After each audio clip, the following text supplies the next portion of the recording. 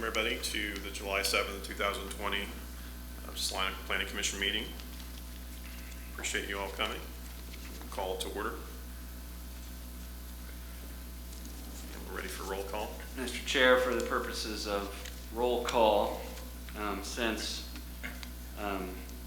March, when public meetings were shut down briefly, we've had resignations of Planning Commissioner Eisenhower and Planning Commissioner Jackson. So our 9-person body is now 7 individuals, and Commissioner Olson has recused himself from item 3.1 and has chosen to not participate in items 3.2 or 3.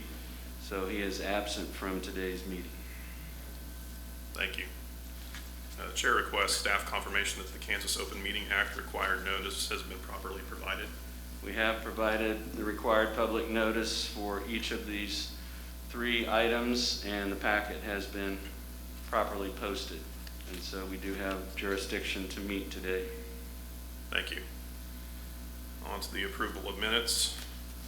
So approval of minutes for June 2nd, 2020, regular meeting.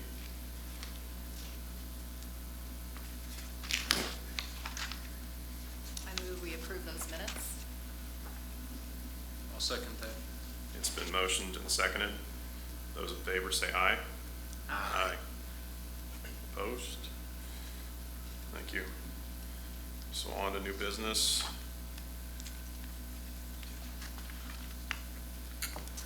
There was some discussion about, given the length of item 3.1, maybe pushing items 3.2 and 3.3 ahead on the schedule. Is that still okay to do?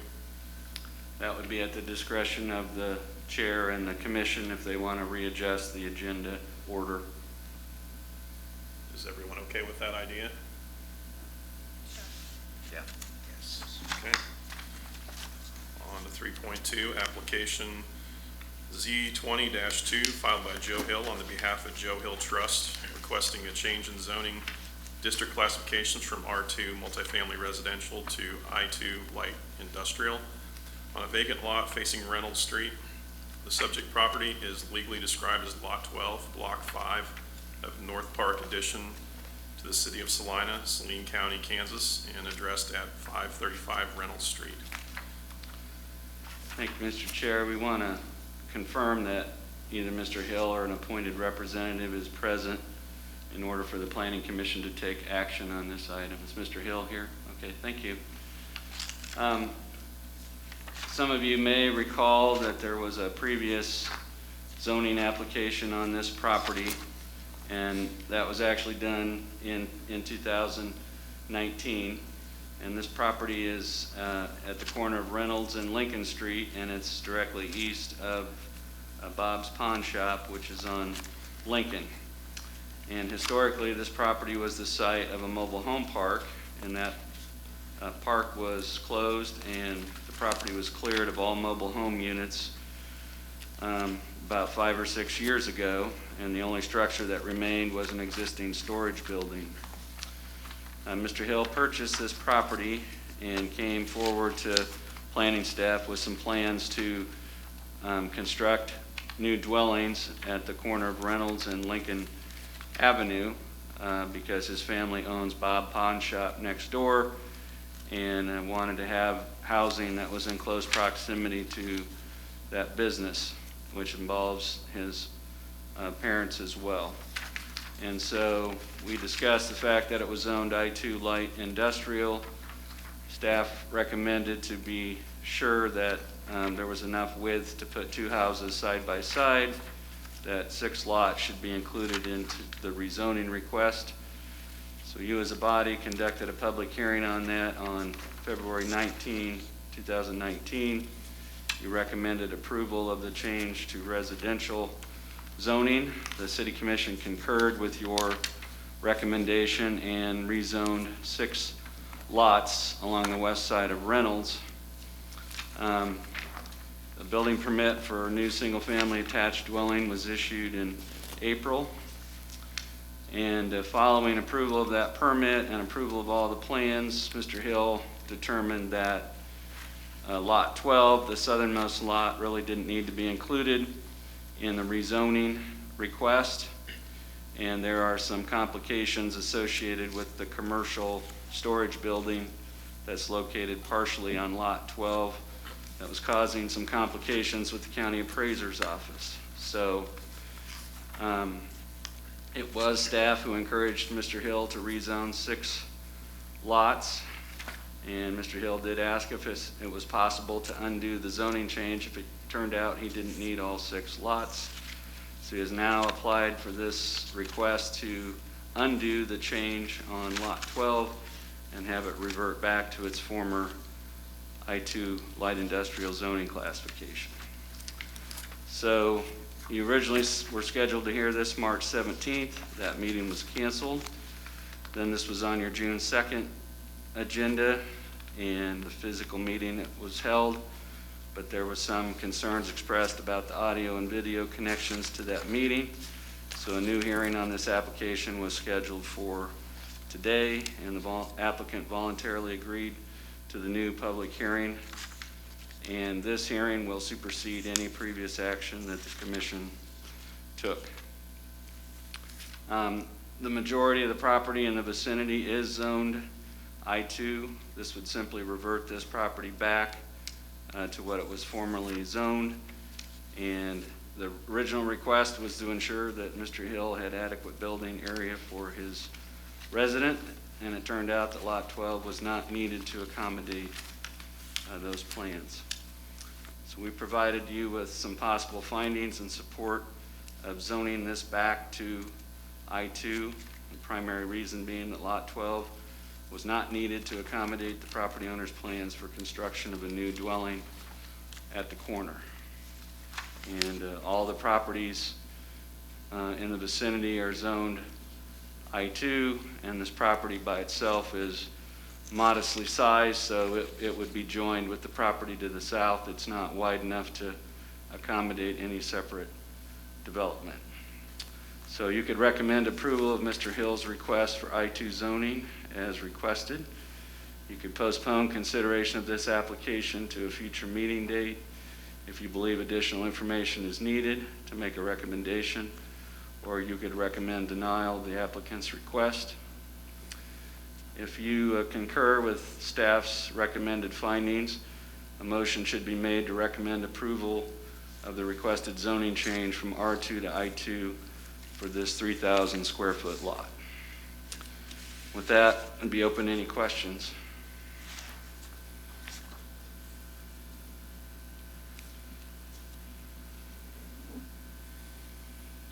Any questions for staff? And as noted, Mr. Hill is here if you have questions of him. Mr. Hill, is there anything you'd like to come up and say before the vote, or would you mind coming up to the microphone, please? Sorry, it's a formality. Just thank you.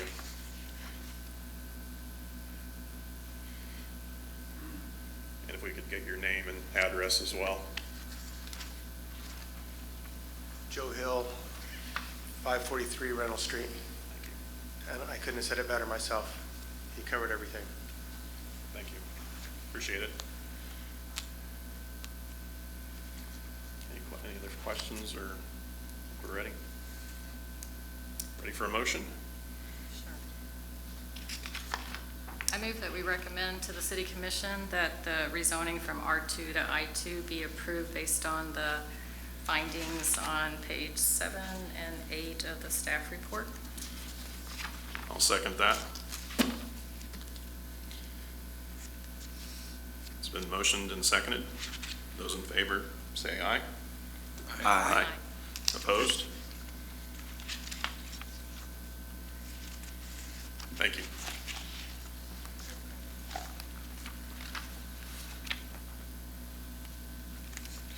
And then did you wish to carry on with 3.3 at this Yeah. juncture? Let's do that. Stand by.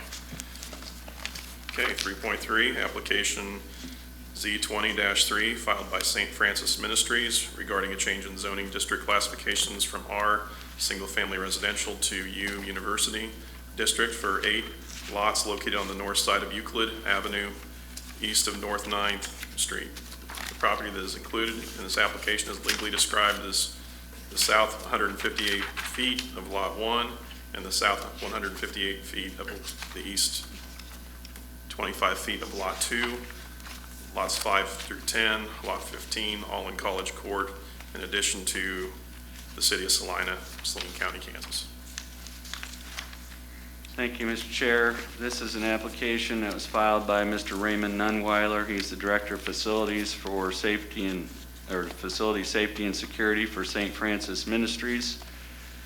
And I think you're familiar with the St. John's Military School campus, which is bounded by North 9th Street on the west, Euclid Avenue on the north, North 5th Street on the east, and Otis Avenue on the south. The main campus contains 18 acres, and we've given you some background about the school and its closure in 2019.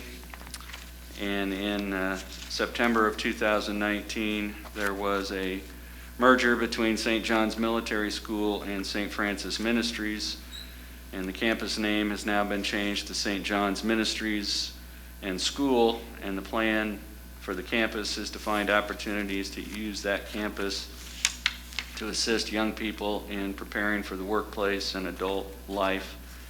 There's no physical changes to the campus being proposed at this time. The subject of this application is on the north side of Euclid, across the street from the campus. And in the early 2000s, St. John's Military School purchased a number of homes and lots on the north side of Euclid and cleared those lots. In 2006, as part of their long-term campus plan, the military school proposed relocating their football field from their campus over across the street to the north side of Euclid. And the Planning Commission met in May of 2006 and considered a conditional use permit to allow the school to relocate their football field from their University District Zone campus to the residentially zoned lots on the north side of Euclid. Planning Commission approved that, the conditional use permit for 2 years, and then asked to come back and look at it in 2008 to determine whether, as a result of the usage, there was any need to limit hours of operation or adjust lighting or address parking. And on May 20th, 2008, the Planning Commission determined that no adjustments were needed and renewed St. John's Military School's conditional use permit for their relocated athletic field. Obviously, with the closure of the school, it's no longer used for football or other competitive events. And so with the merger, representatives of St. Francis Ministries have filed this application, and they want to rezone the 7 lots they own on the north side of Euclid Avenue between North 9th and North 5th from residential to University District, the same zoning as the school campus. And they're looking to consolidate portions of their Salina operations onto this campus and establish a new center of excellence. There may be some residential living, educational facilities, but they view the area across the street as in need of more zoning flexibility to provide them with options for using lots on the north side of Euclid for support services such as off-street parking, storage, things directly related to supporting their campus. So your role this afternoon is to determine whether these 3 tracts along Euclid are more suitable for residential use or uses that support St. Francis Ministries. So we've kind of outlined the difference between the University District and the residential district, and because of the campus, even though St. John's Military School is technically not a college or university, it had many of the same characteristics as a college campus, and so the University District gave them flexibility to use their campus in a similar manner. So as you look at the character of the neighborhood, obviously the campus has been in place and has a physical presence for over 100 years. The College Court addition is no longer a solidly residential area. Only 6 of the original 15 lots are occupied by dwellings at this point, and the properties are adjacent to the existing campus, which is zoned university, so this could be viewed as a natural extension of that campus. There wouldn't be any additional burden on public utilities and services if the zoning classification were changed. Euclid Avenue is a local street with moderate traffic. North 5th Street is a collector street, and North 9th Street is a major arterial street. So the proposed uses to this property are going to be very similar to what St. John's Military School used it for, which was not for residential purposes. So we don't think there will be a big impact on as a result of the zoning change. The other thing I would point out is that in 2010, when the future land use map was adopted, this property on the north side was shown as future public, semi-public, based on the ownership and anticipated expansion by St. John's Military School. And so in looking at this, some possible findings that might support the request is that the properties are more suitable for campus support facilities than continued residential use. The R zoning inhibits the ability of St. Francis Ministries to use these properties for facilities and services that support their campus. This would be a logical extension of the existing university zoning, and this is not a solidly residential neighborhood anymore. Needed public utilities and streets are already in place. The school campus has frontage on and easy access to North 9th Street, and the requested zoning change is consistent with the future land use map. So this afternoon, your options on this request would be to recommend approval of St. Francis Ministries' request for university zoning, provided that the appropriate findings are made to support that change. You could recommend that consideration of this application be postponed to a future meeting to provide additional information prior to your consideration of this request, or you could recommend denial of this application provided appropriate findings are made in support of denial of the change. If you determine that there are appropriate findings that can be made to support the requested zoning map amendment, staff would recommend alternative 1. And with that, we'd be open to any questions that you have, and I do believe there's representatives of St. Francis Ministries here if you have questions of them and their future plans.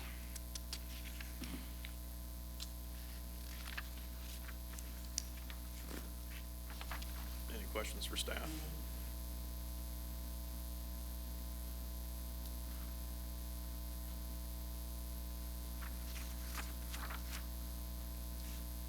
Good afternoon, everyone.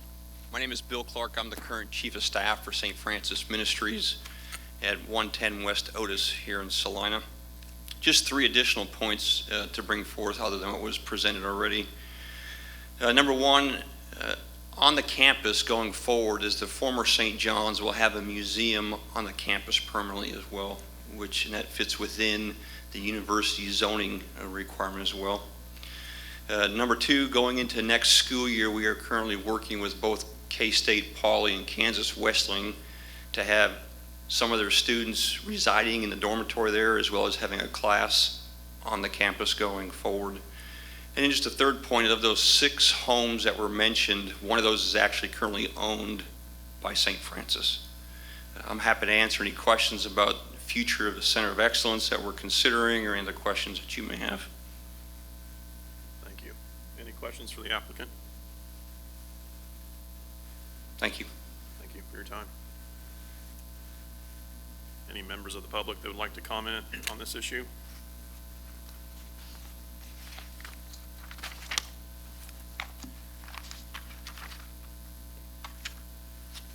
Any further discussion?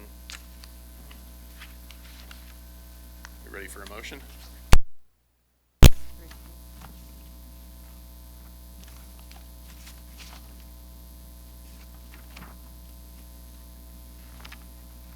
I move that we recommend to the city commission that the rezoning request be approved based on the factors that the land use matches that of the campus across the street, and that going to the U zoning is not going to change much in the neighborhood itself.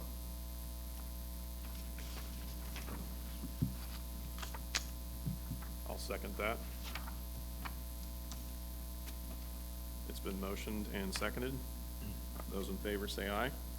Aye. Aye. Opposed? Just for the benefit of Mr. Clark, this is a recommendation that would be going to the city commission, and that would be scheduled to be considered by them at their July 27th city commission meeting, and we'll keep you informed accordingly.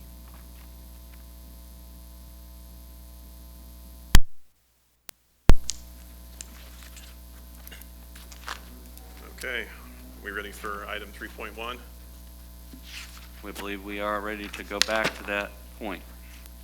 All right. 3.1, application PDD 20-1, filed by Salina Christian Academy, requesting a change in zoning district classifications from R1, single-family residential, to PDD R2, land development district, multifamily residential, on a 2.05 acre lot at the southeast corner of Highland Avenue and Republic Avenue to allow the former Lowell Elementary School to be converted to multifamily housing. The subject property is the former Lowell Elementary School site, which is legally described as lots 7 through 19, alternating on Republic Avenue, and lots 8 through 20, alternating on Beloit Avenue, in the grounds of Kansas Wesleyan University, in addition of the city of Salina, Saline County, Kansas, plus a vacated east-west alley addressed at 1009 Highland Avenue.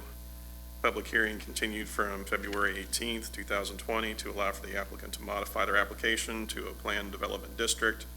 June 2nd, 2020, public hearing rescheduled to July 7th due to public concerns about the audio and visual connections to the June 2nd, 2020 meeting. Thank you, Mr. Chair. We wanted to just follow up a little bit. There was some question about the action whereby the Planning Commission reviewed the minutes from the June 2nd meeting, and we wanted to clarify that any action that is taken on this application and goes before the City Commission, the information that is provided at this meeting and the recommendation made at this meeting will supersede anything that happened at the June 2nd meeting, and only the minutes of this meeting will go on to the City Commission as the record of the Planning Commission's deliberations. So as the chair noted, this application was originally filed as an application to go from R1 single-family residential to R3 multifamily residential. It was modified and converted into an application for the creation of a planned development district. There was to be a hearing on the planned development district in March. That meeting was canceled.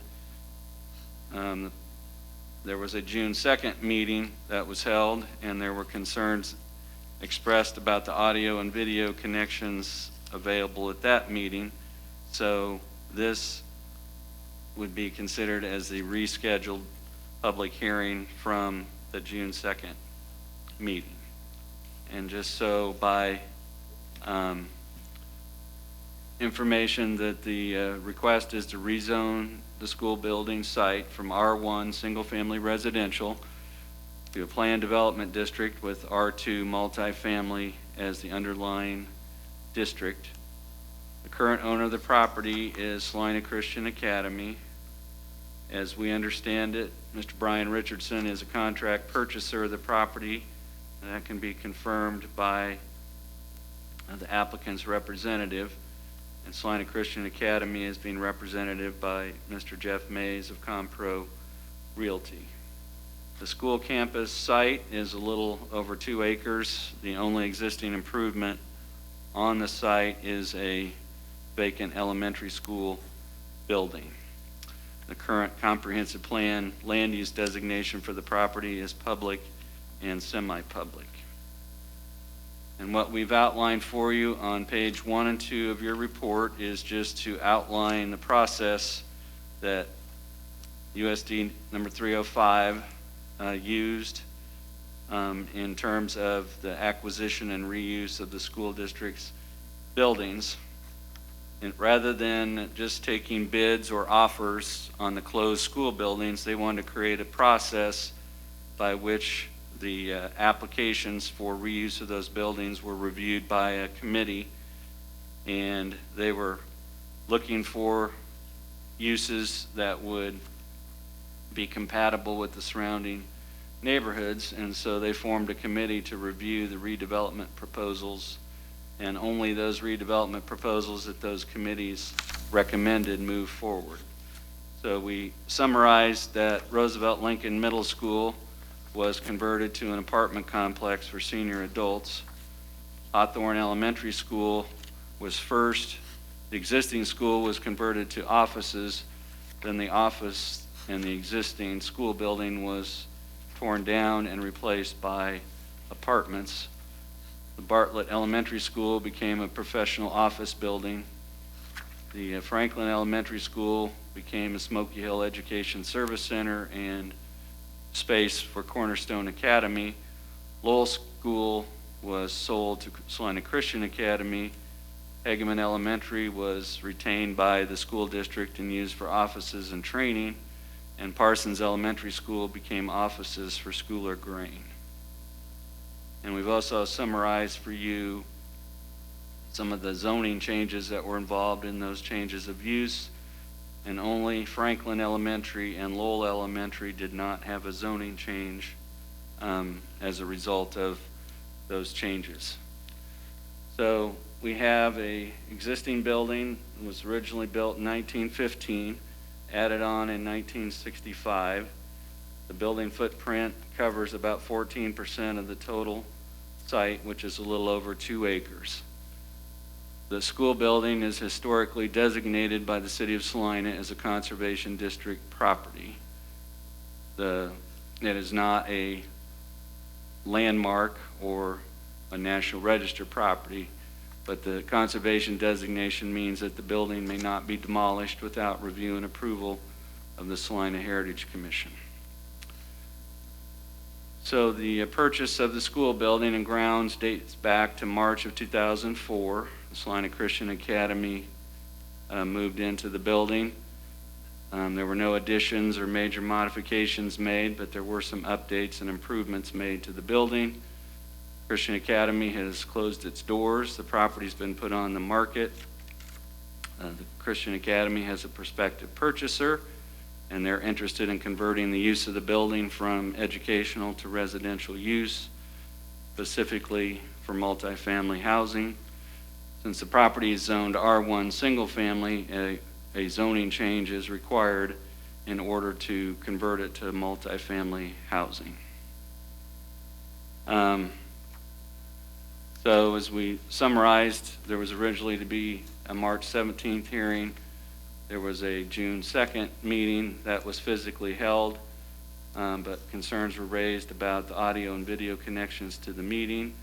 And so a new public hearing has been scheduled for today at this venue. The applicant has voluntarily agreed to the new public hearing, and this public hearing will supersede the June 2nd public hearing and will allow the Planning Commission to take public comment from persons physically present and develop its ultimate recommendation to the City Commission. So an amended application was submitted. Instead of R3 zoning, the request was for R2 to be the underlying zoning district. The primary differences between R3 and R2 have to do with the amount of density that is permitted. The development proposal that is before you is to create up to 15 apartment units inside the existing school building, to construct a parking lot north of the school building, actually more northeast, and to retain the eastern portion of the property as open space to be set aside for future development. We pointed out that Mr. Richardson has recently completed the renovation of the Norton Apartments on East Iron. And in that redevelopment, he sought and received approval to list those apartments on the National Register of Historic Places. And in your packets, there is been a historic preservation consultant hired to do a preliminary site investigation for this building, and it's been submitted to the State Historic Preservation Office. One thing we wanted to point out that one of the main differences between a planned development district and a straight rezoning is in a planned development district, you are essentially being asked to create a customized zoning district for a specific development proposal that allows you to modify some of the base requirements, but it also allows you as a commission to attach conditions of approval to any zoning change. I think the most important aspect of a planned development district is that the submittal by a developer and approval by the Planning Commission of a site development plan represents a firm commitment that actual development will follow the approved site development plan. So in the case of a planned development district, instead of looking at what the underlying zoning district might allow, ultimately any building permits are reviewed for conformance with the plan approved by the Planning Commission and not just with the underlying base zoning district. So what's before you today is a request for approval of a preliminary development plan for phase 1. That phase 1 is a proposed 15-unit apartment project in the existing school building, as well as appropriate zoning for the entire site. There's no changes being proposed to the building except for some repair and tuck pointing of existing brick. On page 5, 6, and 7, we have summarized the elements of the R2 district. And I think, Dustin, we had a couple summaries of the written summaries of the redevelopment proposal. Got the summary of the proposal, if you could go back to that.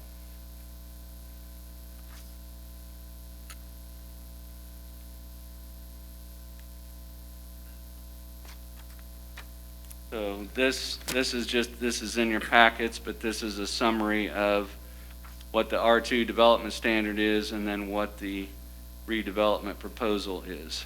So multifamily dwellings are allowed as a conditional use in the R2 district, and what's being proposed is multifamily dwellings. The R2 district has a requirement that you have to have at least 3,000 square feet of lot area per dwelling unit, and with the 15 dwelling units being proposed, there's around 6,000 square feet of land area for the 15 dwelling units being proposed. The current density proposed is about 7.5 units per acre. The existing lot conforms with lot depth and lot width requirements. The only setback that is substandard is on Beloit. The existing setback is 14 feet, and under the current code, the requirement would be 25 feet. The lot coverage that exists is 14%, and up to 40% could be covered by building. The maximum building height in the R2 district is 35 feet. The parking requirement is 2 parking spaces for the first 20 apartment units. So if there's 15 units, there would be 30 off-street parking spaces required, and a 5-foot landscape buffer would be required for the parking lot, and along the east boundary, there would be a requirement for a landscape buffer. And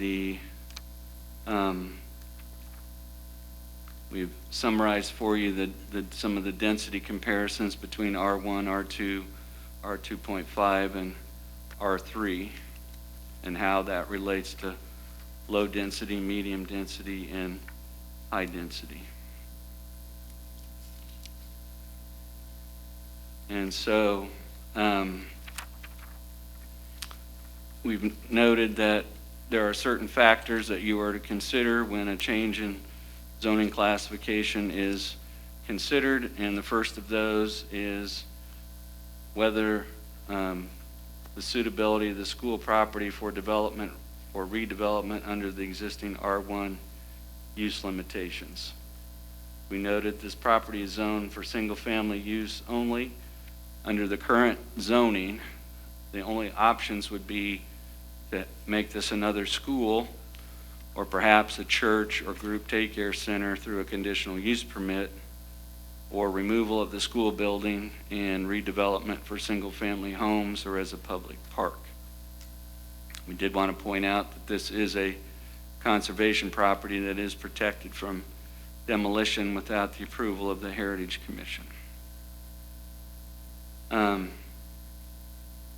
So the 2004 proposal from Salina Christian Academy to reuse this as a private school was viewed to be similar in intensity to the elementary school.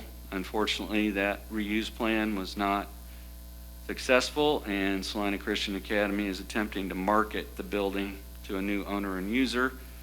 And Salina Christian Academy believes the R1 zoning limits the potential reuses of the property.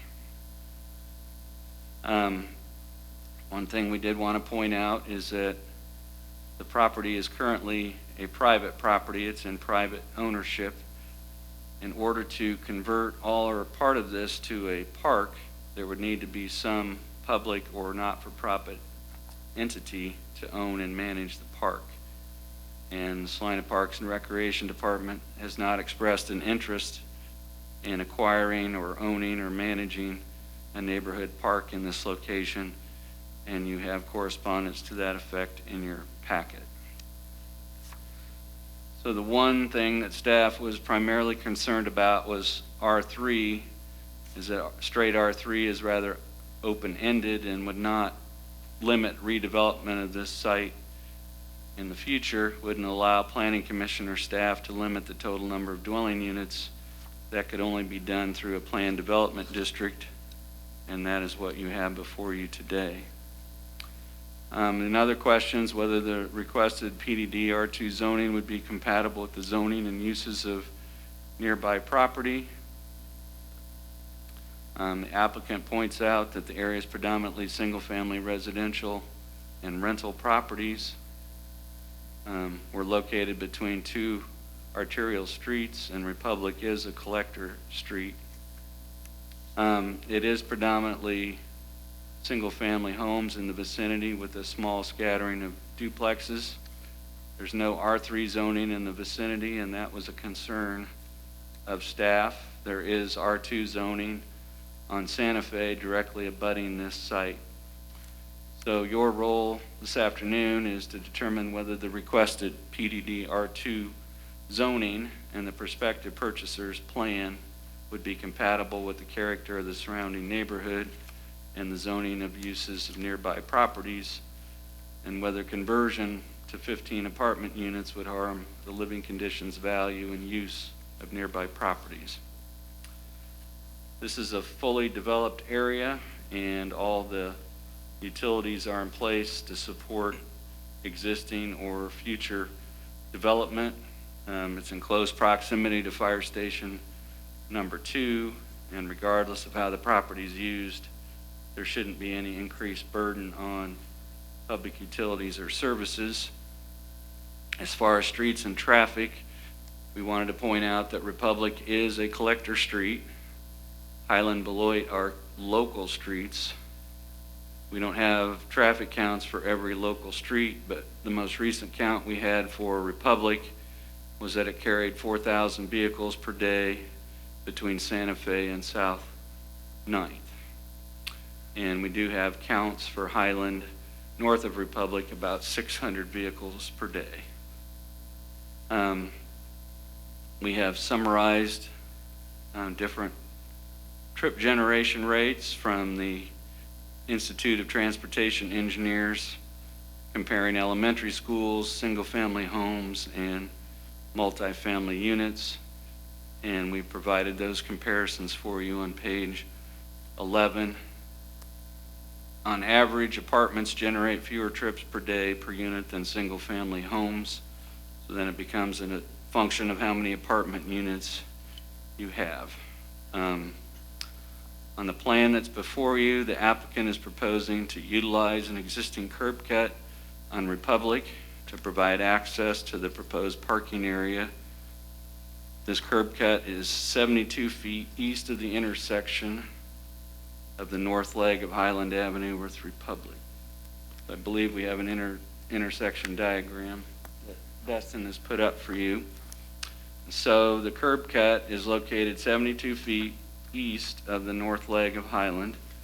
It's 146 feet east of the south leg of Highland. Republic Avenue is classified as a collector street, but the pavement width on the section of Republic between Highland and Santa Fe is only 27 feet.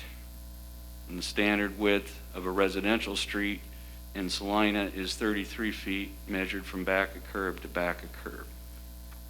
So Mr. Hers and I went out and measured all the streets and the right-of-way, and we've created a table for you on page 12 of your report. And so we've identified the street segment on Republic, Highland, and Beloit, and we have provided you with the width and the classification of that street. So you can see from the table, the street section with the narrowest pavement width is that stretch between Highland and Santa Fe. One of the things we pointed out at the outset was our future land use map shows this as future public, semi-public, and that's based on its historic use as both a public and private school. And at the time that the comprehensive plan was adopted, this was Salina Christian Academy, so the public, semi-public land use was retained. We've identified on page 14 of your report 2 action items that would need to be taken at this afternoon's meeting. The first is to consider whether you think a future land use map amendment is justified. Change the designation of this school site from public, semi-public to urban residential, like all of the surrounding neighborhood. And so the question is, should this be reserved for public, semi-public land uses only, or for residential redevelopment? So you can see from the map there that all of the brown area in the surrounding map is designated as urban residential, and this school site is an island of public, semi-public on that, along with the fire station, which is also designated as public, semi-public.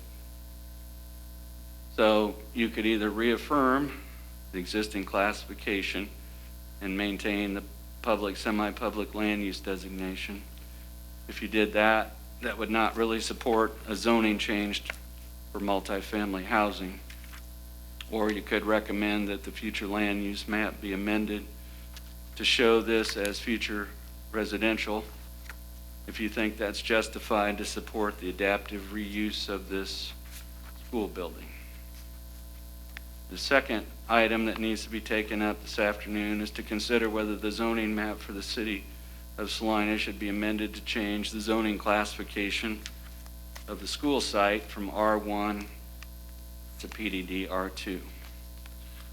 So your alternatives, similar to your previous cases, you could recommend approval of the requested change from R1 to PDD R2 and the proposed site development plan for the Lowell School site, subject to any conditions and limitations that you think are appropriate. Your second option would be to recommend approval of the zoning change essentially only for the school building and off-street parking area and recommend that the future development area retain its current R1 zoning. So the difference between option 1 and option 2 is that option 1 would make the entire site PDDR2. Option 2 would make only the west portion PDDR2 and keep the R1 in place on the eastern portion. You could postpone consideration of this application and continue the public hearing to a future meeting date if you think the applicant or staff need to provide you with additional information about the proposal. You could recommend that this request to rezone the formal school site from R1 PDDR2 be denied. We have suggested that if you wish to approve alternative 1, some possible conditions of approval to consider. And so I just wanted to explain those. Those are on page 15 of your report, and those would only come into play if there is a recommendation to approve alternative 1, and if alternative 2 was chosen, they could be modified. But the development limitations suggested would be for the phase 1 area, the west half would be limited to modification and reuse of the existing school building. Phase 2 area, the eastern portion, would be limited to single-family and two-family dwelling development only. That the R2 development limitations would remain in place on the property, the only exception being a 14-foot setback permitted from Beloit Avenue for the existing school building. That on-site signage be limited to 1 monument sign on Highland and 2 wall signs on the building. A total of 30 off-street parking spaces be provided. That the final development plan be submitted to and approved by the zoning administrator and reviewed for conformance before a building permit was issued. That there would have to be a plan for phase 2 that would come back to you as the planning commission before any development could occur. And condition 5 was that the development of the site would have to conform with the site development plan that you would approve. So following page 16 of your report, we've laid out 2 sets of possible findings. First one is possible findings in support of approval. The second one is possible findings in support of denial. And those are there to assist you with formulating any motions that you might want to make. So with that, I think we'll close our presentation. We'll be open to any questions you have about or any slides that you want to go back and review. But with that, I think we'll open the floor to questions of staff. Thank you. Any questions for staff?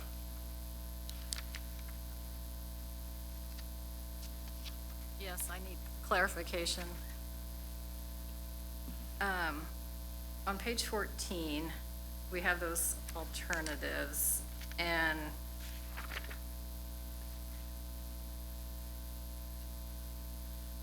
okay, so the difference between number 2 and on page 15, 1A, on 1A, we're saying that we would not limit it to R1 zoning to the east, but we would limit it to single and two-family dwellings. Like there could never be an apartment. Is that what I'm reading? Right. Under this was just staff's recommended conditions, but to explain the difference, under alternative 1, the entire site would be a planned development district. And if the entire site's a planned development district, that means the entire site is subject to the Planning Commission's review.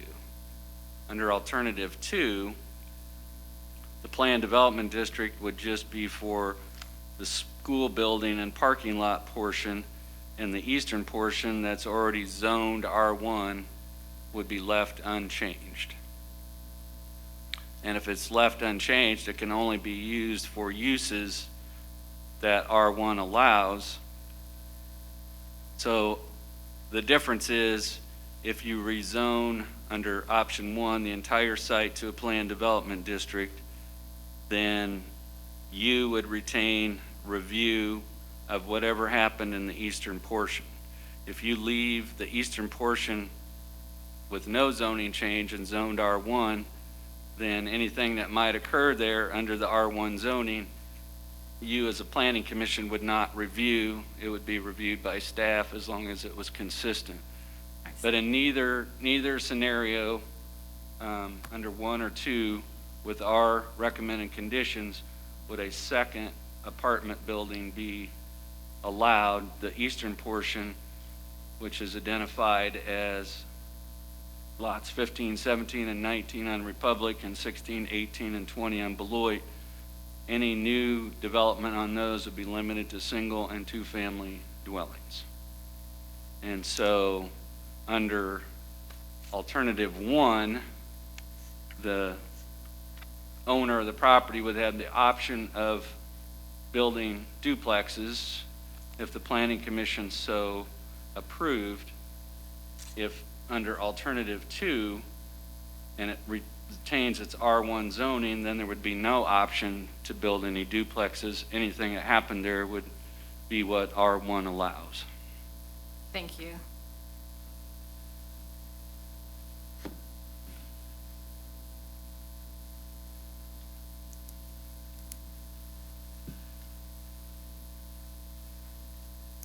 Just another point of clarity. In a scenario where it'd be R1, how many single-family lots would that land account for? Well, the way that we have divided the property up into Phase 1 and Phase 2, Phase 1 occupies 4 lots across, 7, 9, 11, and 13 on Republic, 8, 10, 12, and 14 on Beloit. And that leaves, under Alternative 2, that would leave 3 lots on Republic and 3 lots on Beloit as R1 single family. So that means 3 homes facing Republic and 3 homes facing Beloit could be built under Alternative 2. The same thing could happen under Alternative 1. The only difference is under Alternative 1, you would be reviewing what occurred on the east half instead of staff. And there would be a hearing in front of the Planning Commission to see what was proposed for Phase 2. So in a scenario where the demolition of that building would be allowed, how many single-family residential lots would that be?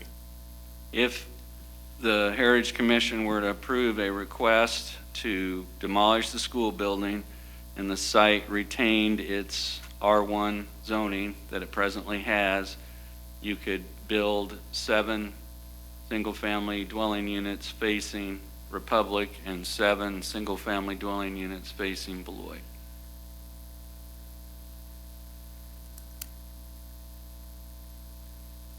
So we're talking potentially 14 homes versus 15 multifamily units. Yes, with the recognition that Okay. there could be additional dwelling units, single family or 2-family on the property to the east. But that would be a fair comparison. Do you by chance know the number of, I think I have a rough idea, but I'm just trying to do kind of a comparison, but the chalet apartments are down the road a ways on East Republic, surrounded all by single-family residential, and I believe that is 12 units per building, 2 buildings, so a total of 24. and that's, I want to say just a couple blocks west of Front and East Republic. Am I correct in that number, or do you by chance? I'm have it? familiar with the property, but I cannot tell you the number of units Okay. there. The main thing, we provided just some comparisons in your packet, comparing the reserves of Prairie Glen, the Heritage at Hawthorne, Pioneer President's Place, and the Norton Apartments. And so those were the comparisons that we provided, but we did not have that for the chalet. Okay, thank you.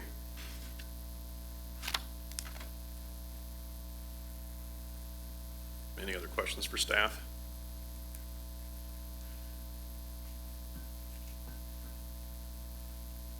Would the applicant like to come up and?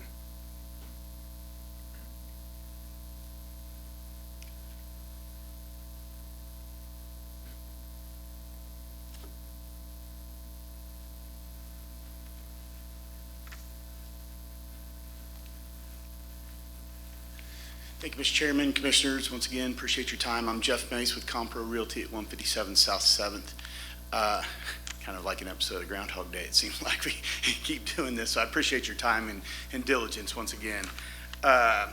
Just a couple, you've heard the staff report a couple times and some things that we would like to highlight. The historic district designation, as we talk about what's going to happen, we feel like we're going to advance and improve the look of the property by all means from its current condition, not only from a visual perspective, but also from a structural perspective. In addition to that, we're also going to be landscaping the property to today's standards, which is going to be a step up from what we see in the neighborhood today. And additionally, as we talk about various uses, creating the off-street parking, we think enhances, the experience in the surrounding neighborhood as well. So just a couple highlighting things that we'd like to keep at the top of your mind.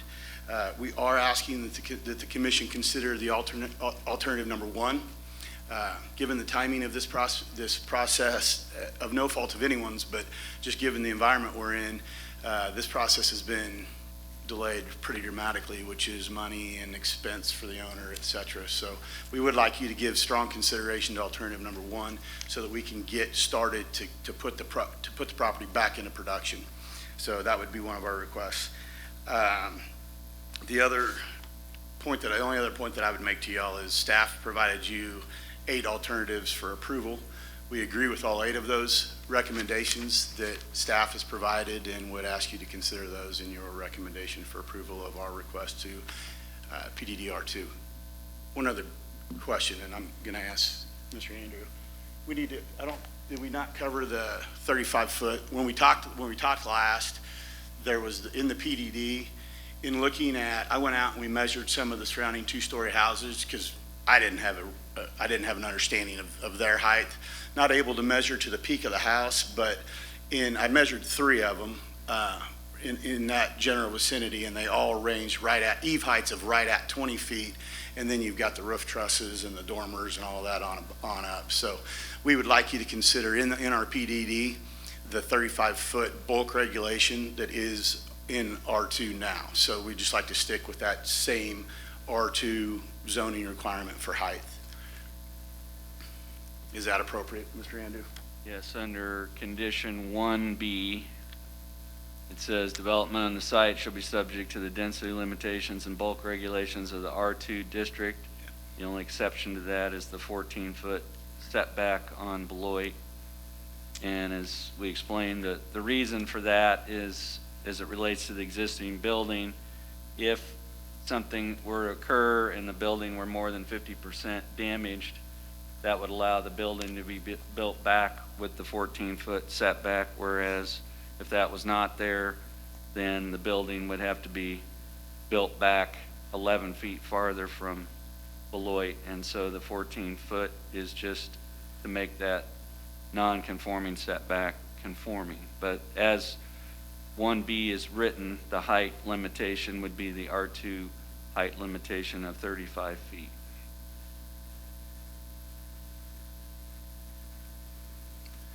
So with that, I'm happy to stand for any questions, or we can get started or continue on. Any questions for the applicant?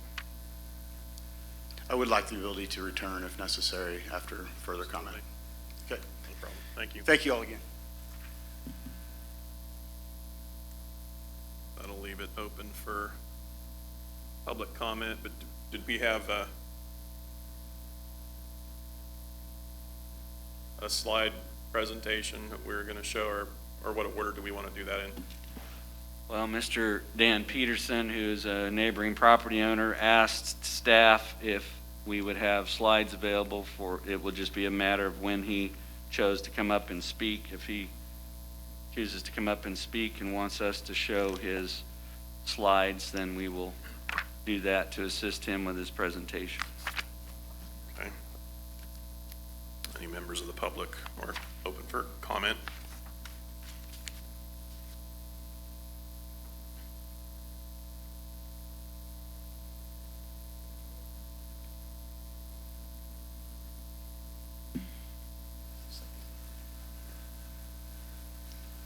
Hi, my name's Dan Peterson, and I live at 948 Highland, about 200 feet from the school.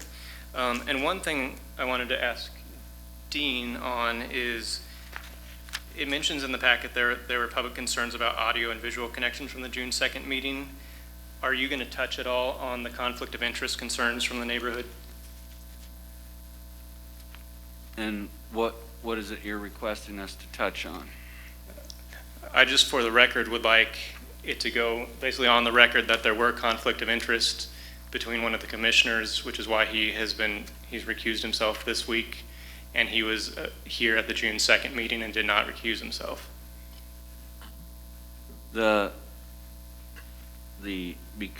of the audio and hearing concerns and the connections to the meeting, none of what occurred at the June 2nd meeting will form a record for what the City Commission ultimately considers. So while the June 2nd meeting did occur, the record of what the Planning Commission recommends is based on today's proceedings, and nothing from the June 2nd meeting will be provided to the City Commission. Okay.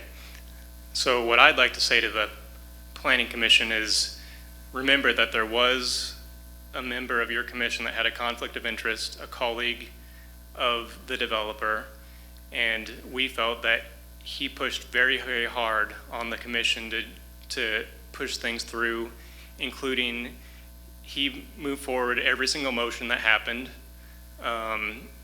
There was just a lot of banter between him and anyone who disagreed that we felt like. And after the meeting, the neighborhood said, there seems like there's something off. We met right after, and we felt immediately there was something off with a member of this commission. And that was a major concern for us. And it wasn't the planning staff or the commission who figured that out. We found it out on our own. It took not a lot of time to Google it and see, oh, here's an office that has the developer and a member of the planning commission.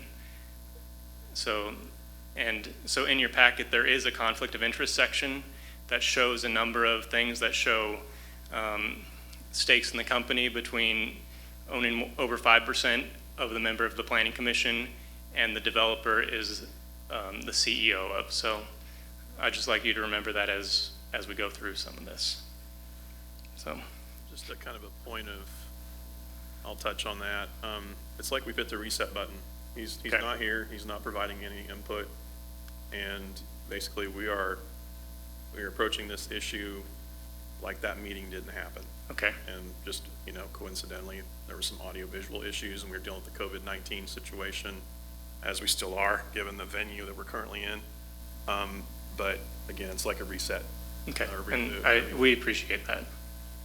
So, as I mentioned, I'm Dan Peterson. I live at 948 Highland, about 200 feet from the school. We moved into that house about 2 years ago. Previous to that, we lived about 26 houses down Highland. And we decided to move because my mother-in-law, the house was for sale, and my mother-in-law lives directly across the street. So we moved so the kids can be, back and forth with her house and just really be able to spend lots of time with her. Really, we moved to Salina. We actually had lived in Salina about 15 years ago. Moved different places, spent time overseas, and living in California. I'm originally from Nebraska.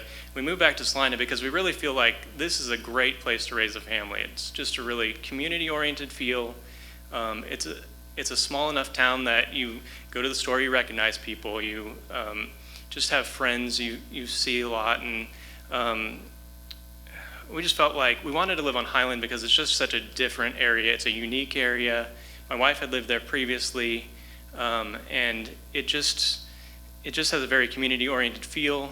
And actually, through this, we've been able to even build community even more in the neighborhood, which has been a good thing. But really, we felt like the neighborhood wasn't really listened to a lot at the last Planning Commission meeting. We felt like we were really almost ignored, is how we felt. And then finding out there's a conflict of interest and that kind of thing, again, I'm thankful that we can do the reset here, so I'm not going to touch on that anymore. But I believe that it's very easy to look at a map from above, an aerial map, and make decisions, but there's not really a personal side to it, I don't feel like. But you have to remember that these are actual people you're affecting. These are our homes. It's an actual neighborhood. For many, this is the largest purchase we'll ever make, our houses, and we want to be happy where we're living and want to just feel like what is around matches. So I've asked the staff to provide some visuals today. So something I found interesting, again, the request was made for 35 feet height, and we really don't feel like that fits with a surrounding area. When you start to think about duplexes, a lot of times they're really bulky buildings, and when it's a bulky building, the higher it gets, the bulkier it feels. So to give you an idea, I do marketing at an engineering company, so I was able to just take a house height based on the door height of about 7 feet and measure all the buildings within the 200-foot zone of the school. Basically, the door is about 6 foot 8 inches. You add about 4 inches for the header, so that gives you about 7 foot. So I went through and measured every house within the 200-foot zone using this method. And this really shows that the houses in that area, 35 feet feels tall when you're looking at 22.3 feet is the average height of all the houses within the 200-foot zone. So that's the 40 houses that would be in that zone. And then to give you an idea even more, all of the houses, which I have pictured here, I'm not sure how well you can see them, and I don't know if you can zoom in at all on those. These 8 houses are the houses that are directly across from the future development area that they're asking to go to 35 feet. All of these houses, all 8 of them, are single-family homes that are 1 story tall, and the average height is 19 feet, which to me says, wow, that's a big difference if you're going, these are 19 feet and they're wanting to go 35 feet. It's not quite double, but it's pretty significant. So I believe the height limit should not be 35 feet. It shouldn't be allowed to go over the height of the school. The developer's asking for a rezone, but they're asking to build something that really doesn't match, and I think these pictures show that, and this is also, you'll find it in your packet. And it's also, I've also talked to many neighbors, and we're just in agreement that the property is inconsistent with surrounding use. So you can go to the next slide. So again, this is in your packet. So a lot has been said in the previous meetings that because there's some R2 on the side of the property, that the school property should be R2. What really hasn't been mentioned is the detail of the land use. And again, an aerial photo doesn't tell you the story. It's basically all used as R1. The average year built for these homes, specifically the R2 homes right there, was 1929, with the oldest being built in 1902. So really, I don't think you can say that for nearly 100 years these have stood. That makes the case for apartments, and they're just not used as R2. I really think there's a better argument to say that these should be R1 rather than R2, which really is what it should be, because that's how they're used. And also on the side, I put a picture of a recent duplex that has been built by the developer, and looking at that, that doesn't match. This duplex doesn't match the neighborhood it's in. That's what we're afraid of here. We don't want something that feels like 100-year-old homes, and then we have this modern building. You can go to the next slide. So, a question for the city staff, for Mr. Andrews. Are there any spots on this map that you can show that are 14 acres, or 14 units per acre that are nearby?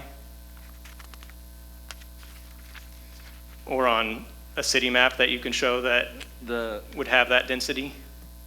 Since there's no multifamily, there's nothing that would be comparable to that density except for the chalet apartments that Mr. Linkowitz mentioned that are farther to the west or east, and then also some of what is happening at the Kansas Wesleyan campus, but none of the individual. If you took the single-family lots in total, and drew an area 1 acre wide, you'd have a density of about 6 to 7 units per acre based on the homes and their lot sizes. And I think it's just good to remember in this is not just for the neighborhood. This isn't about just the school building. This is about the whole property. So when you're looking at 30 units in an area that there would be 14 single-family homes, that's a major concern. And really, I see if you zone this, if you say, well, this kind of matches this, then you zone this, now you're into the neighborhood that is all R1, then you can start going out from there. There's a concern that this is going to really change the neighborhood. This visual shows the direction that houses face. So I think this is a good visual to really show all of the green ones are R1 houses, all of the red ones are R2 houses. So really that lot is kind of the focal point of all these R1 homes, where the R2 houses are all facing towards Santa Fe. You could almost argue it's two different neighborhoods. If Highland went, this is basically, the school property is more in the Highland area than the Santa Fe area. If you went through Highland, down Highland, you basically run right into the school. So Highland would cut right through the property, where Santa Fe is off to the side. And from the Santa Fe homes, you can hardly see the property because of trees. So it really feels like you're in two completely different areas if you go through there. And there's been a number of comparisons to other USD schools like Franklin, Bartlett, and Hawthorne that have been redeveloped into offices and apartments in the staff report. But the big difference is really that this property is not on 9th Street, which Mr. Andrews mentioned is a major arterial street. This is on a much smaller street, actually in a neighborhood. This is much different than 9th Street if you've been in the area. Also in the last meeting, and you can go to the next slide, I spoke at length about the issues with where the parking lot would be, but I think it's too important to not mention again. So to remind you, the intersection's going to be proposed to be at the offset intersection of Highland and Republic.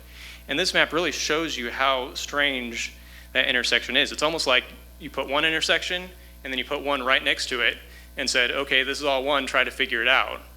That's really what, when you go through it, the city can make a lot of money if they had an officer there saying, putting tickets for people going through stop signs, going through. It's just a dangerous intersection. I tried to capture it in a photo, but you can't get the whole intersection in one photo. You have to turn on the panoramic to try to get it. Many neighbors have said that they avoid the intersection because it's so bad. I can see the intersection from my front porch. I have a porch swing, sit there, and you see all the time people going through. I saw a biker almost hit the other day. He had to yell at the car to stop because they were going through. If you're trying to go straight on Highland through the intersection, I guarantee it every time another car will come in front of you. So I don't think it's just an issue with adding the parking lot. I think there's already an issue that there's too much traffic on the street as is because it's not a good intersection. And also cars from this intersection just fly down Highland from there. With kids, that's a major concern for me. There's a lot of kids in our neighborhood, and it's not a good thing.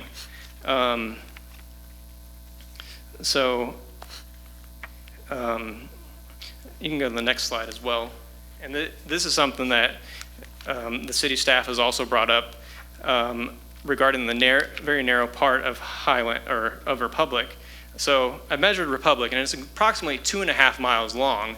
And here, the parking lot entrance, they want to put it on the very narrowest, probably 300 feet of 2.5 miles. When cars are parked on the north side, it's almost impossible for 2 cars to pass. One has to go, and then the other has to go, which disrupts traffic. There's also the fire station right on Republic. There's a lot of times where fire trucks are having to go through that street and that intersection to get through. And it's not like cars can get over in that spot. They're basically being trailed the whole way. So it's a safety issue there too.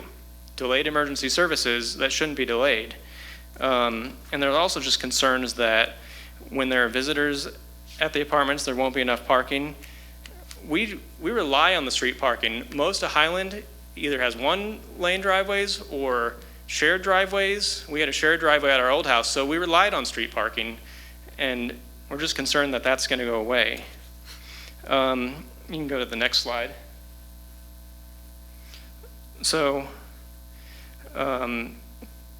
there's also different things that we've heard from the developer, and then things have changed, and then things have changed again. So there's concern with trust there because we don't know what's actually going to happen.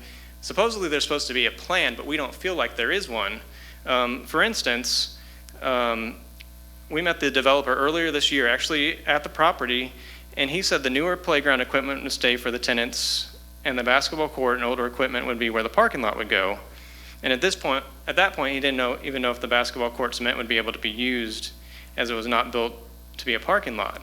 And since then, at the last meeting, they said, well, now the newer equipment's going to go away, and because they need that space for the parking lot, which as a neighborhood, when they said, oh, at least it's going to be there for tenants, you think, well, maybe some families will come in and that kind of thing.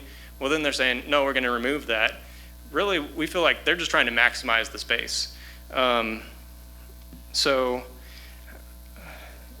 one thing I did, just as a visual reference, so that's the view from Highland. So basically Highland, if you drive down Highland, every single house on Highland sees this view. It's kind of the heart of Highland. You go from Highland out. If you go down a little bit, I just mocked up what could a parking lot look like there. And obviously there will be some landscaping, but is that gonna beautify the neighborhood? I don't think so. As Mr. Mays said, they want it to be a step up. I don't think that's a step up from what we have. And it just feels like a parking lot shouldn't be allowed at this spot. So going into the next slide. Right now, this is a very desirable area to buy a house. And I believe an apartment building will make it much less desirable and hurt resale value. Multiple neighbors I've talked to, because we went around and we got signatures from approximately 200 neighbors, talked to every single one of them about this. Multiple neighbors have said they would not have bought a house here if there were apartments. And some have said they will move if apartments go in, which I don't believe this is the goal of the Planning Commission and should be a major red flag. And I want to say it's not that we are against apartments, it's that we're against apartments where they don't fit. I want to make that clear. It's a single family home area and we feel like that should stay the same. So really it doesn't take a math major to know that if there's less interest, less buyers, more people selling, you'll probably get a lower value for your house. It doesn't matter what the property value is from the city if you can't get that amount. That property value is null for you because it's what you can sell your house for. While it's been said that some of these developments have brought up other areas, it is assumed that this area needs something like an apartment building to be brought up, which we don't feel is true. If you can go to the next slide. So this is just a visual reference. So in your packet, you actually have signatures of all the people that signed from the neighborhood. And at the last meeting, it felt like the Planning Commission could care less that what people think about this. Most of the signatures are from houses within 3 blocks of the school, and most of them had concerns. What we found that most people didn't realize when we talked to them is not the actual building, it's the other part of the property, it's where the parking lot would go. Those were the major concerns that people seemed to have throughout, and that was very consistent. We just feel like we know our neighborhood well, and we want you to kind of see that. I can't go into your neighborhood and pretend I'm an expert there. I think you need to just see the passion and see what people are saying in the neighborhood. And additionally, we have a valid protest petition currently for the property with with signatures from 20 properties. 20 of the 40 properties we have signatures for on an active protest petition. So these are the properties we've been able to find someone at home. You know, it's not always easy to find someone home when you're going through. So I think that shows clearly just how against this homeowners are. In fact, we reached the 20% necessary for the protest petition in about 20 minutes. It took 8 houses to get there. So really, as I kind of work my way towards the end of what I was going to say, when we met with the developer, nothing really put the neighborhood at ease. A big concern was that this is all going to be rentals. So I know they've used the map and said, oh, look at all the rentals in the area. Well, then they're assuming we want more rentals. There's been a few people that have purchased houses recently that were rental houses that they actually purchased from the landlord. That makes us excited that there's starting to be more of that in our neighborhood. But that's not going to be an option because it's an all rental property. And then I've kind of mentioned this, but I think it's important to mention again that there are concerns with the future development area, and to me it's deceiving that the proposal says 7.5 units per acre are proposed, as that's not accurate for the long term. That might be a year, but that's not accurate for the long term, and I think it's important to remember the long term for the neighborhood. They're setting it up for approximately 15 units, and all 15 units per acre. In the first development, all 15 units are in less than 1 acre. So from what we understood at the February meeting, the developer really needed to come back with more of a clear plan, and we don't feel like there's a clear plan for this. It doesn't put the neighborhood at ease. It really just creates just a lot of angst, I think, amongst people because we don't know what's going to happen. And really, to say, yeah, we're just going to do the school, and that's the future development, you kind of have to have a plan out if you want to figure out what's going on. There's got to be something out there.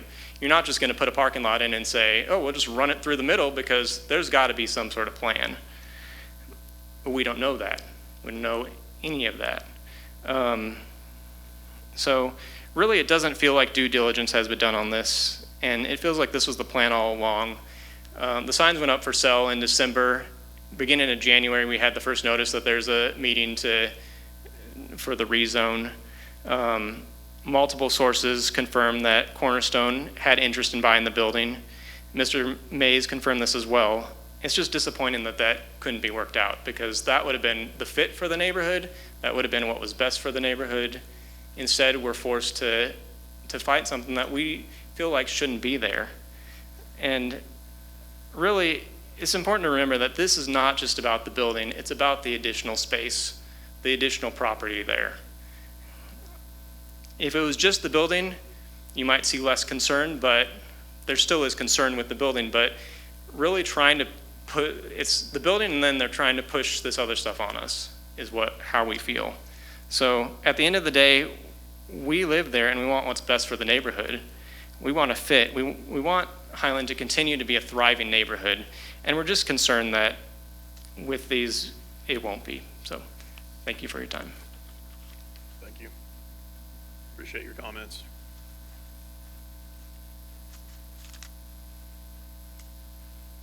Anyone else from the public would like to make a comment?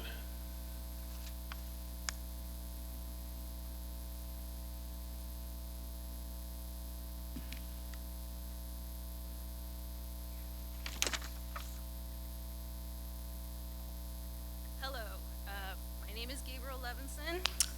I've lived on Highland for 24 years. My parents moved there in the 90s after I was born, blah, blah, blah. I feel as if an apartment building would also not fit. Dan made really good points. We feel like it would degrade the neighborhood. I had more to say. As far as he said about the traffic, when the school was there, going down Highland or Republic was ridiculous at pickup time. Like he said, it's not a lot of space. Make it old folks' home, do what you gotta do. We appreciate the public space, children use the park. Not to get off topic, but you go towards K-Dub and there's already apartments down there that are drug riddled. I apologize for people who have, but it's not, we don't want it to degrade the neighborhood. It is a historical neighborhood. The school is definitely at the heart of it. You know, nobody wants to look at a frickin' building, like a 40-foot building. That is ridiculous, you know? So I guess that's really all I have to say. Thank you. Thanks for your comments. Anyone else?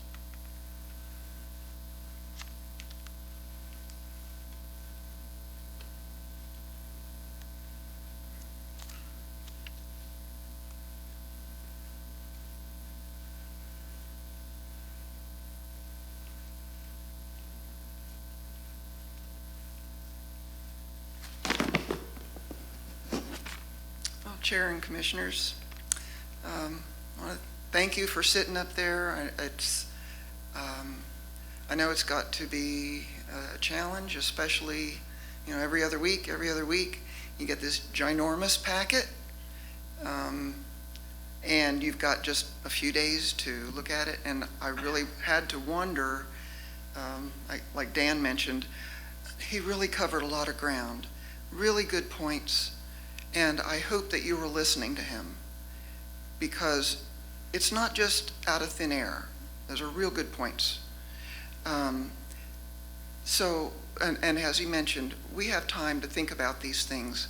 You get this packet and you've got a few minutes, a few days at best. So I realize that is a huge challenge.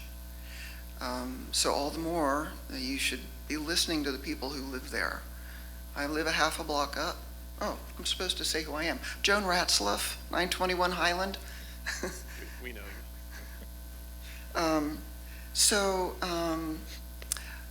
It is a lot to consider, and I don't know if each of you have been able to go by there, do any other independent research, you know, if you had any questions.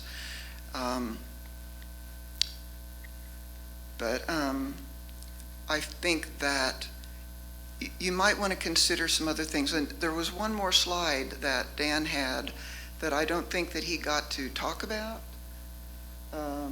And it was a rendering of, just a rough rendering of a neighborhood park across the north part of the lot, right next to Republic.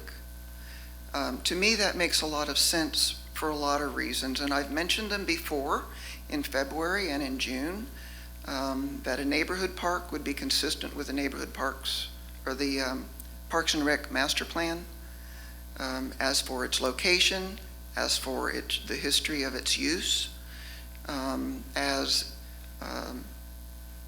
if you'll read the Parks Master Plan, it says that everyone in town should have a neighborhood park within a half a mile.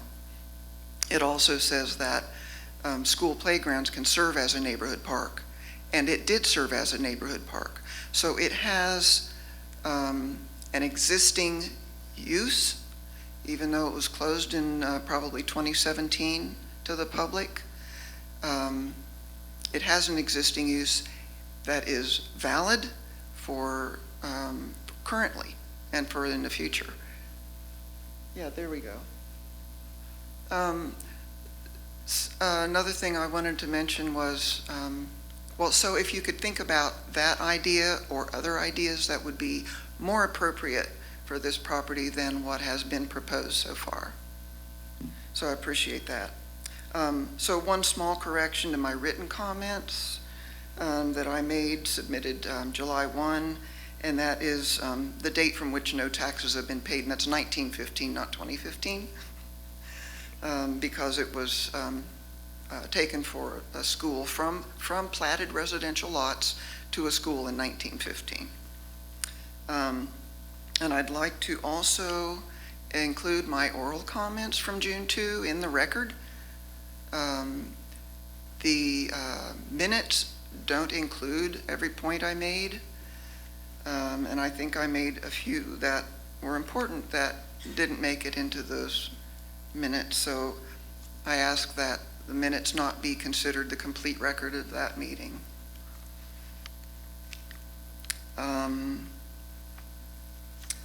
Well, I referenced the Salina Parks and Rec Master Plan, and I used the word ownership. I didn't suggest they buy it, although because I understand that we've had financial issues with funding our Parks and Rec, which is a very important part of this town, by the way. We've had funding issues with Parks and Rec Department for a long time, and just right now, it's really bad. I've learned through the city commission or city commission meetings that they have it is a capital improvement program of $500,000 a year.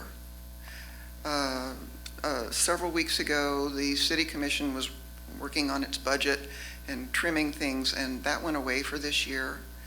But yesterday at the city commission meeting,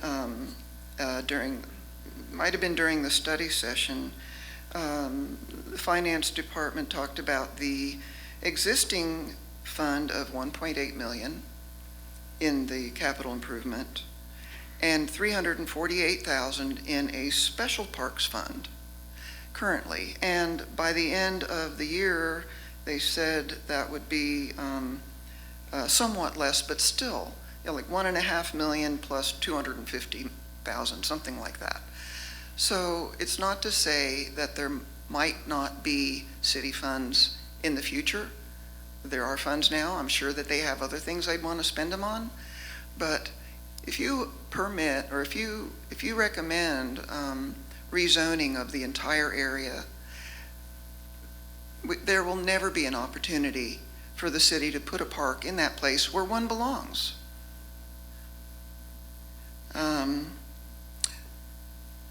Also, I think that we should seek grants. I understand the city does not employ a grant writer. We could, I think that grants would be available to help fund it from a public health perspective, and it would be consistent with the comprehensive plan and current zoning. I believe parks are allowed in R1.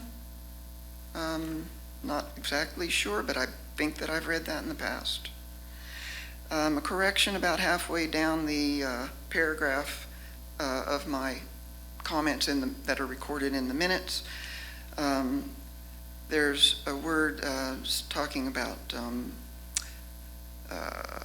well, I'm a little bit misquoted. It's not exactly a quote, it's a paraphrase, but what I said was all of the use around the subject property is single-family residential. So what Dan was saying earlier. It may be zoned R2. I don't know how that happened or when that came about, but all those houses are used as single-family residences. Whether they're zoned R2, that's not the use.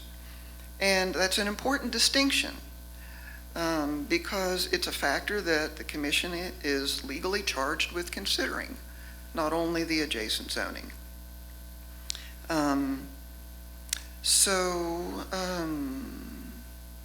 Try not to repeat things Dan said. Again, I want to refer you to his comments because they're excellent. I have had a concern from the beginning about the plan. It's not a plan, really. We're talking about converting it all to rental units, and they've not told you what the idea is for the open space. And I think with that site, I don't see a reason why they wouldn't or why they couldn't. And if you recommend rezoning the entire site, that just opens the door, like Dan was saying.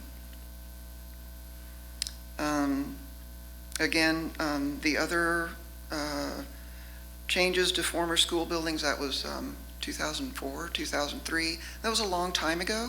It was another time. Those are different locations. They're very different under different circumstances. So I feel that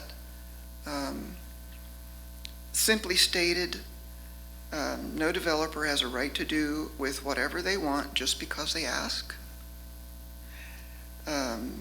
The application is incomplete. It doesn't have a plan for a PDD. Saying future development is not a plan. It doesn't even give any notion of what the future phasing might be. And what I was reading in the ordinance about zoning and rezoning is that they're supposed to submit a phasing schedule. And there's nothing, just future development. So that's why, there's a lot of concern about that. So the application is for spot zoning. It's incomplete. And spot zoning is bad. How else can you say it? It's not an improvement from R1. So you're a citizen advisory board. We citizens expect you to represent citizens. You're not an associated builders and contractors. You're not a board of realtors or anything like that. Your duty is to follow the planning and zoning standards, and that would be to deny the application. It's spot zoning, and it's incomplete. I ask you to consider that from the first hearing in February, I've tried to share facts, not my necessarily feelings or opinions, and I've drawn from relevant city documents, things that our taxpayers paid for. And we need to use them as references and not just say, well, that doesn't fit with what we want to do right now, so let's ignore it. I'd like to see the standard applied everywhere possible going forward, and I don't feel like that's been the case so far. When we talk about how much better an R2 is than an R3, forget that. How much better is an R2 than an R1? It's not. We neighbors have been frustrated that the issues we brought to your attention were not properly acknowledged. Just saying thank you for your time and your comments is not acknowledging what we've had to say. I've been interested in planning matters for a long time, attended a lot of meetings back into the mid-90s, probably more than Commissioner Olson did,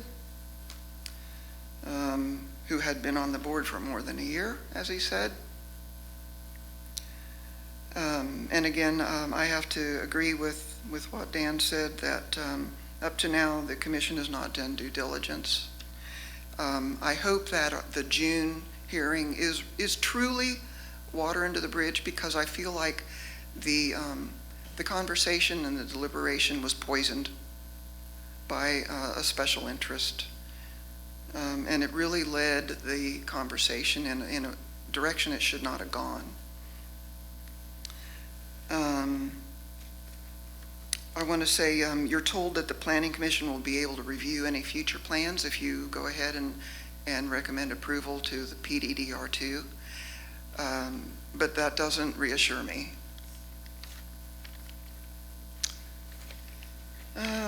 So my intent in being critical is not to be disagreeable, but to try to move the conversation and the outcome towards something that is really actually better for everyone. The developer can ply his trade in a different way on this spot or in another location. It's not up to you to pave the path for him or his partners. And like I said, I've been trying to base my statements on fact, but feelings matter. And the expression from the neighborhood, they do matter. I understand that a few people may have hard feelings around the Salina Christian Academy situation. I've kind of picked that up a little bit since this came, the rezoning came up. But all of us neighbors are sad that it closed. We're glad to have it there. No one should think we are against them just because we're defending our neighborhood. Against what we strongly believe is a bad proposal, just because it's in the wrong place. Like the applicant had said, it's a nice, attractive neighborhood, and because of the single-family homes, they want to make hay on that to our detriment. The planning and public hearing process exists for this purpose. It's nothing personal against anyone connected to the former school. However, it's very personal for us to protect our investment in the homes in our neighborhood. We may not have any investment anywhere else. That's it for us. 22 years ago, I picked the best place I could afford, and in a place that appealed to me. I would not have bought there if there were apartments. I was shown places that were across the street from apartments or, different things. I would not have bought that if that had not been a school and had with a playground and had been apartments. And if it all goes to rental housing, I will strongly consider moving. I hate to say I will, but that's how I feel. I feel like I would. Out of Salina.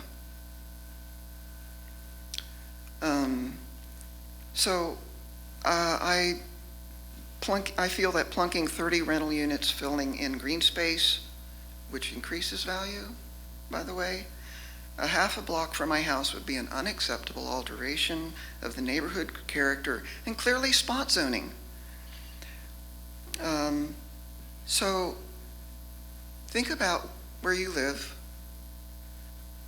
and how you would feel if your neighbors were moving every year or two or three. That's what it means to have a concentration of rentals in an area or next door. When neighbors don't change every year or two, relationships develop. That's important to quality of life. It's important to the character of Salina.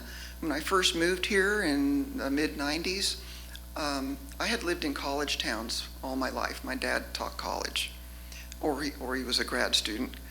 And when I moved here, this is the first place I ever lived where half the people I ran into had lived here all their lives, or maybe multiple generations.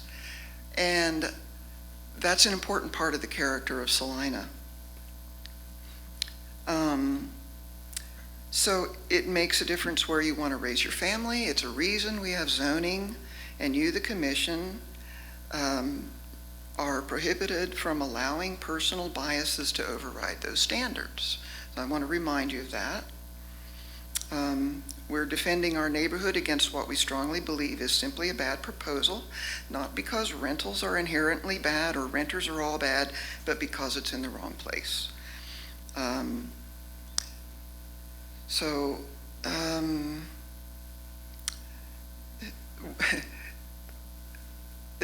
It would not improve the neighborhood to put 30 rental units on that 2 acres. That's just ridiculous.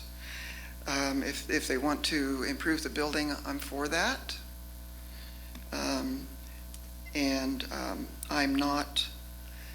trying to be practical, and like I said last June, the neighborhood, we met with Mr. Richardson, discussed some different possibilities, and including the driveway, which I want to bring up again on Republic Avenue.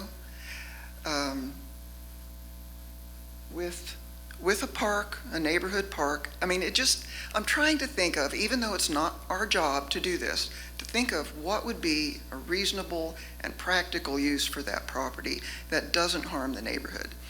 And Republic Avenue is so narrow there.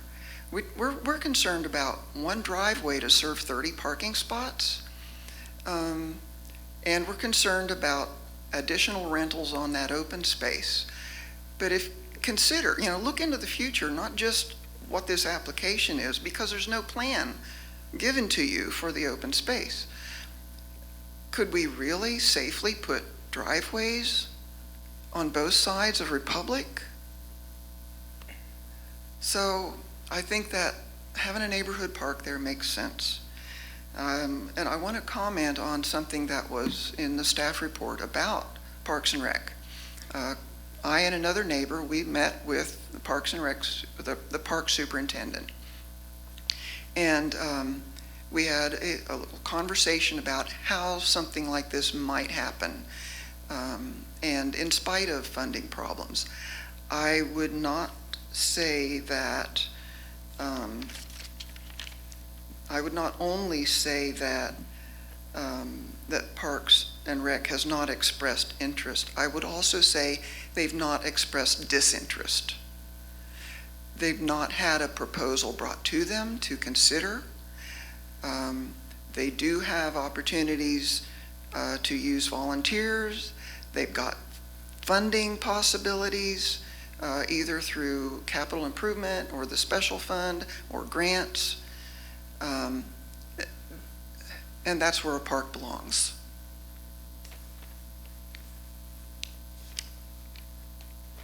So to say that they're not interested is not accurate. That's premature to say that. So if we want to attract young families to Salina, and I think we all do, we should not allow developers to manipulate the zoning process. So we should say yes somehow for everyone. And I want to ask you to not approve rezoning the entire 2 acres. There's several different options there. One is, those are platted lots, and one of the options is to leave part of it as R1. And, but I think that at this point, it might be a better idea to delay the decision, as much as I hate to say that, because we want it to be over. But to delay it and think about it and use your imagination and come back in a couple of weeks to take your vote. So again, I thank you very much.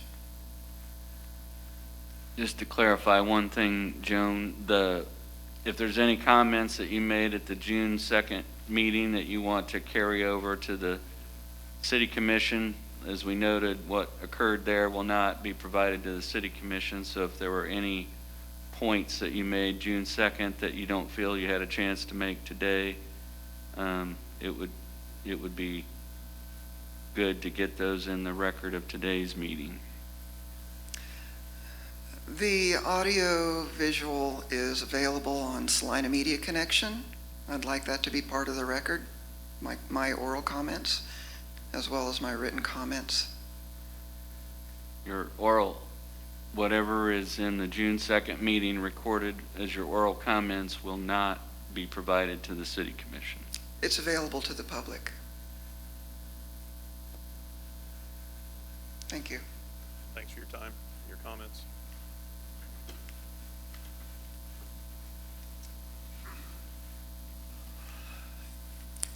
Afternoon, Commissioners. Thank you for being here. I want to, I think there has been plenty of eloquence addressed toward the whole plan, and I appreciate the significant work, obviously, that's gone into that. I realize that in a situation like this, if one is in disagreement with what seems to be the direction of any decision, you are faced with the potential of looking like a public scold. And there's a lot of wrought emotion, particularly as you know, over this issue. I wanted to thank you, particularly as commissioners, because I know as a former commission, someone sitting on the commission as a chair, it's difficult to do. And not that that perhaps needs to be expressed, but I think it's important to say to the public as a part of the record that when you come as a commissioner, from my own experience and I'm sure from yours, you come as one person with your own background, your own perceptions about what's going on, and you, if you are a good commissioner, you are listening to other people on that panel because they too have some qualifications or they wouldn't be sitting there. So you, as a commissioner, try to do a balance and look at all factors. You are, as you know, and as city staff knows, and probably anybody with an ounce of sense knows, you have financial interests, people who have property. You hope that those folks will develop it in a way that is best for the community. That's what you're here for. You're kind of a watchdog over that. So my empathy to you, because as you know, it's a really difficult balancing act. You don't want to be depriving someone of their right to do what they wish with their property, but at the same time you have to balance the community interest. So all that perhaps doesn't need to be said, but I think for public hearing it's important to restate that and understand where commissioners come from when they are in the process. I wrote a letter about the conflict of interest issue, and I think it's important to at least put the last two paragraphs or so in. What's at issue here goes beyond the actual decision in this case. Will public trust be preserved if there is an outcome that could be regarded as fixed? If there's one lesson our times seem to teach us, it is the value of that trust for our citizens. And I do want to thank the staff, the commission, and Salina Media Connection for being here, because particularly in this age, if people don't have a means of connecting, of getting that information, they're going to feel it's fixed rightly or wrongly. And so I greatly appreciate those efforts. So I want to go back to, even though we're not rehashing, we have wiped that out legally speaking. I observed, looked through carefully the last meeting, and I think the comments have already been made fairly clearly. As one thing that I want to say about that is that the commission that I was on, and we had, I think, good trust among us. It was a really smoothly functioning group, even though we didn't all share the same perspectives. There was respect, and I really appreciate having served that experience, having served on that commission. One of the things that we found was that the realtor in question who presented it, Dan mentioned a lack of trust. And it doesn't come particularly because of the realtor, but because, as Dan said, one plan's presented, it seems to get changed. There is a request of the commission to make changes in the plan right at the meeting rather than having it in your packet so that you can look at it beforehand. That, I think, develops trust with the commission and with the public at large. And perhaps, I know that the procedure is what the procedure is. You can't choose the representatives, but perhaps the developer himself might be a representative who could speak to those issues. That seemed to be one difficult thing about the process. It seems to me that the issue, as Dan said, about future development, what happens with the east side of that property is pretty crucial. As he said, you don't know what you're signing on to. And it would be helpful, I would think, for the commission to have a plan for that. And so really, to the nitty-gritty of what goes on there, it does seem that the slide that Joan presented, left out of Dan's packet, was pretty attractive. If you look at that, if you think about a park, green space, aligning that very narrow part of Republic Avenue, yeah, that would be a significant improvement. And a lot of the discussion, as you recall, last meeting was where that parking lot's going to be and what egress ingress is going to be. A lot of discussion, and this commission was wrestling with that, and I don't blame you. There was discussion about exiting onto Republic Avenue, and a motion was made that it be only onto Beloit, and that motion was passed. And then the commissioner, I won't name him, but the commissioner, I think, as a friendly amendment, trying to accommodate what he perceived to be the interest there, said, well, we could still allow it onto Republic. There was no move by the commission, which I thought would be appropriate, to at least talk about how the commission might request or require straight right out to reduce traffic, but that seemed to have been dropped, and the amendment was approved. It seems to me, particularly when you look at width of street, and anybody who's driven in there, driven by their bike, I've driven by on the bike, and I know what you mean about dangerous, but I've been in those dangerous bicycle positions myself. The only logical thing to me seems to be egress onto Beloit Avenue. Much wider street, less traffic, hello. That would seem very logical to me. And even if you had to have a long driveway to the existing parking lot, that wouldn't keep you from shutting off traffic going onto Republic. I know that the discussion in that meeting was, I think the phrase was that, what was the phrase? I'm sorry. I'm sorry to apologize because I had that right on the tip of my tongue.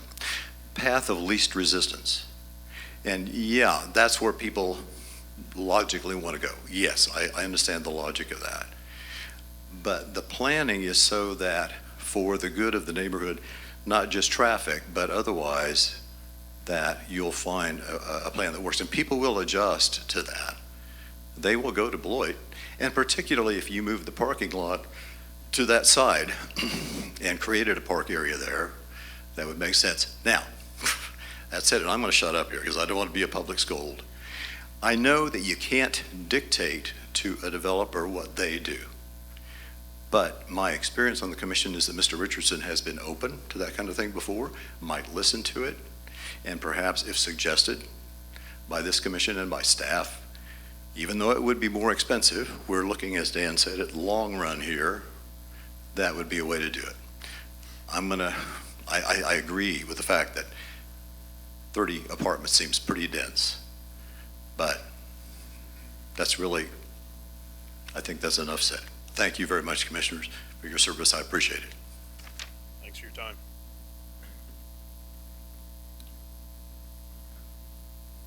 Anyone else from the public?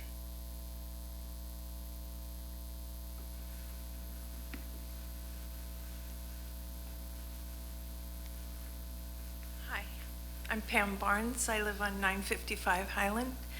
I just wanted to say that I came here 4 years ago, and before I moved here, I wanted to see if I could even live here, so I flew here just to check out Salina, and I drove back and forth across the whole area, and I knew that when I moved here, I would wait and buy a house on Highland because it's unique, its atmosphere is very homey, and lots of families and stuff, and so just my comment is apartments don't belong there. They don't fit with our neighborhood. They belong somewhere else. So thank you. Thank you.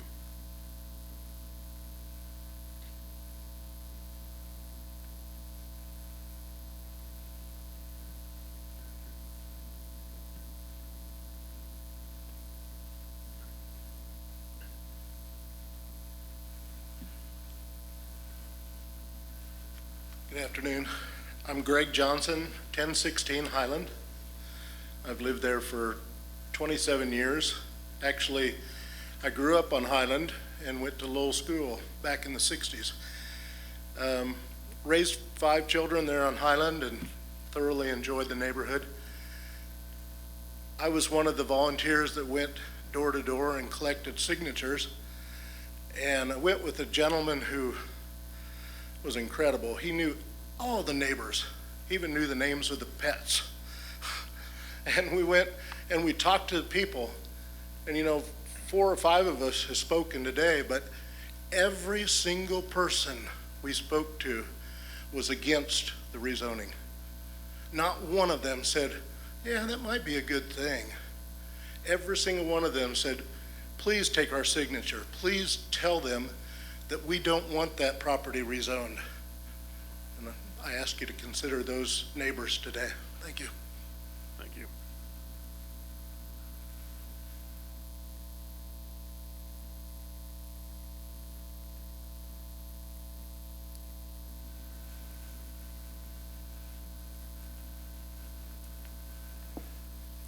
Hi, my name's Riley Bailey. I live on 945 Highland. I live right next to Pam and across the street from Gabriel.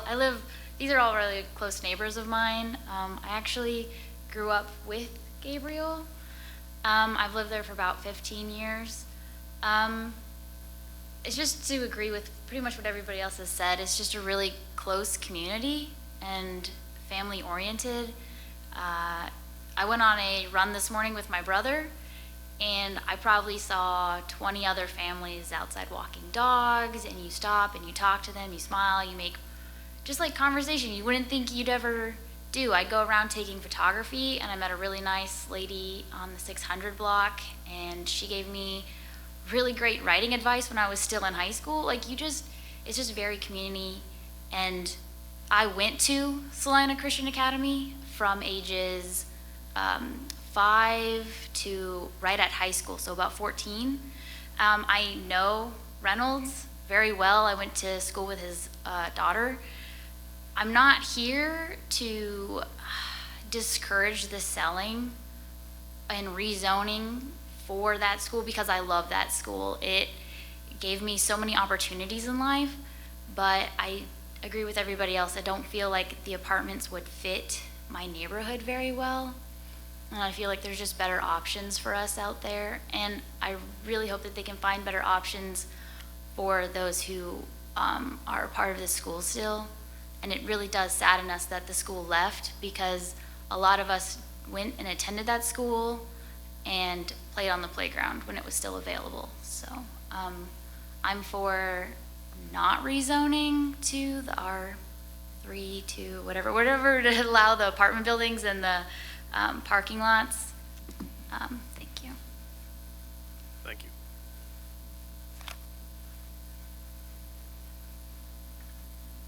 Anyone else?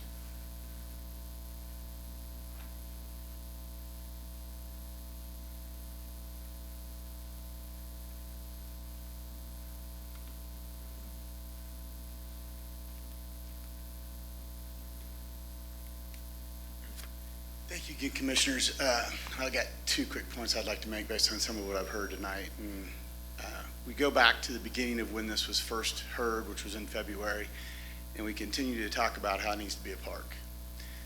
And we've talked to the city. I made a comment in one of the early commission meetings, and I looked at staff. I said, "Looks like you guys just bought yourself a park." It's private property.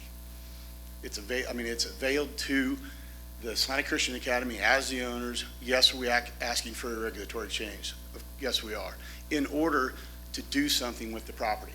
So I want to read to you a definition, which I think we're getting dangerously close to, as we think about denying because we want to do something else. The property was on the market, no, not for 8 months, not for a year. How much time does a property owner how much money has to be lost, how much time has to be lost before we got to consider a change? The Salina Christian Academy did market the property before they engaged us for a number of months. As we mentioned, the other Christian school was addressed when we walked through, when Mr. Reynolds and I walked through. I'm like, for the community, I would like to see it go back into play as a school. But the market speaks to us and tells us that there was no interest there. Since the property has been under contract, we've had continued interest. The only legitimate interest we've had is from multi-unit family developers that have called from out of town and one in town. That's it. So as we've continued to leave it on our site and continued to take calls, they've all come by way of a rezoning need in order to put the property back into function. So I'll close with, in United States constitutional law, a regulatory taking is a situation in which a government regulation limits the use of private property to such a degree that regulation effectively deprives the property owners of economically reasonable use or value of their property, to such an extent that it deprives them of utility or value of that property, even though the regulation does not formally divest them from title to it. So I think we have to give some credence to what the constitutional law says we can and can't do as well. I mean, I'm not taking away at all from the neighborhood, and it's your duty to listen to them, and I'm not proposing that you shouldn't. But I also think that we can't use the regulation to just tell somebody, yeah, you own it, but you can't do anything with it. The market's telling us that there is. There's not been anything done privately to raise funds, to go get grants, to help fund this idea of reuse. It's just, you need to do something different. And we feel like the market's telling us that the use is, unfortunately for the neighborhood and their opinions, the use is multifamily. So that's all I wanted to add. Thank you.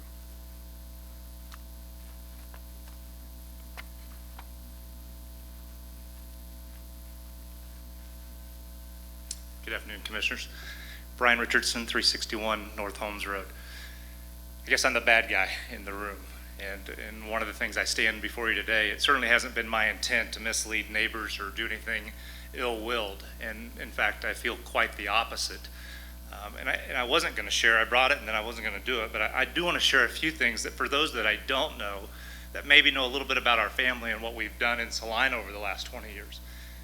I drive through that neighborhood with a little different look, I guess.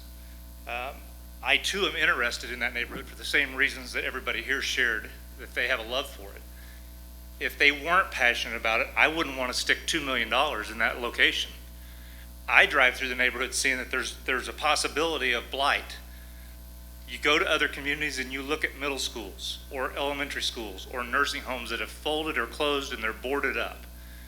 I've sat on community committees like many of you here for years, and we've talked about infill. And so I want to share just a little bit, if you will, just a few slides on some of the projects that I've done, and then come back to address some of the things that have been shared, so I'll be brief. So this was a downtown building. Many of you may remember it as the Brown Mackey facility. It sat empty in downtown for about 7 years. We went in and were able to remove a lot of the front, do some things that were a little bit different in Salina by taking out the lower level and renting lower level space in the downtown, which hadn't been done in Salina, but it's done in different places in the country. Go ahead. So that's it today. And that's been about a 12-year project, or 12-year-old project. This is where the Anderson building was that burnt.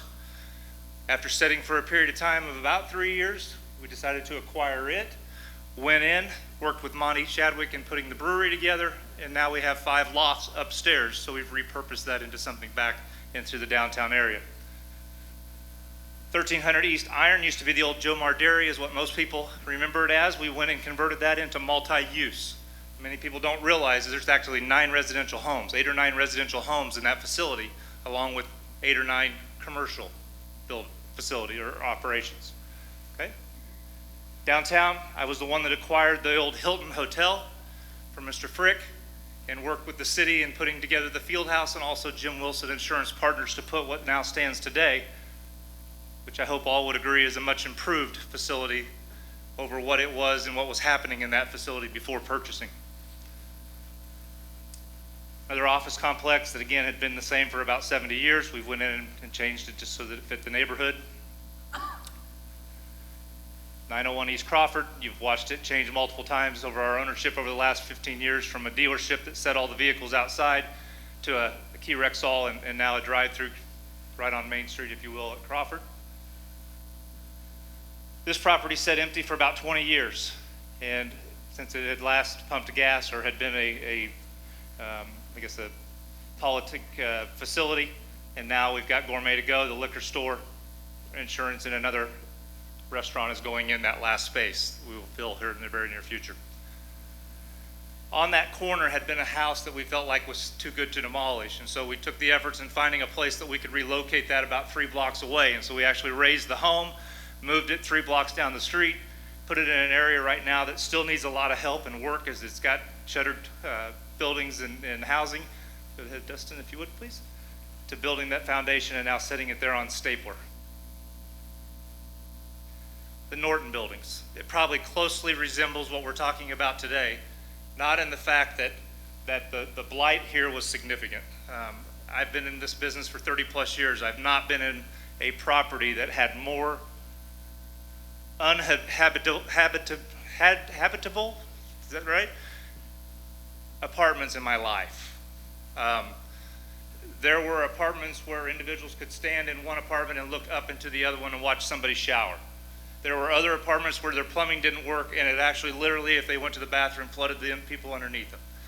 This facility today has now just won 2 awards. We used historic tax credits. We've got and tore down the duplex that was beside it because it didn't have parking. People that lived there didn't have vehicles. They walked everywhere. But today we've tore down a duplex. We put a parking lot next door. We're full 6 months after doing it.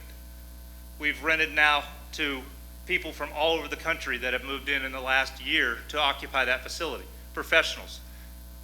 And I'll share a little bit more on that in a second. Johnstown is over off of, now behind Gourmet to Go, if you were, another area that the properties were pretty run down. You can see the left picture and what we've done in the last 6 months. This one we're just now completing and finished the sprinkler system up this week. There's 24 units there. They're full, and we don't even have the last unit done. I'm going to stay on that just to share with you. We've talked about tenants that may move into these. Out of our last 10 tenants that have moved into these facilities, 3 are pilots at K-State Salina. 4 are nurses working at Salina Regional, 3 of which brought 2 little kids with them. So they're families. 2 of those signed 3-year leases. The new GM for the wind farm that's up in Lincoln County just moved in, brought a new baby and his wife from Pennsylvania. We've got 2 that are now working out at the Air Force on the runways. So they're professionals. They're staying longer because they're nicer places. All of those rent for $650 up, which is our plan and our hope for this facility. Duplexes here, I know somebody mentioned that they're ugly. Maybe, doesn't fit, and it's certainly an interest, but that property has sat empty again for almost 60 years back there. And there are houses across the street that don't have windows in them that people are living in. It's an improvement. And I'm taking the risk that we'll be able to rent those with that sitting across the street. Okay? I'm going to have Dustin click on. This is our piece that we share when we're dealing with somebody that may not be in Salina to advocate what all of us, I think, want this community to be, and a little bit about what these apartments look like and what we're proposing to do inside of the Lowell School.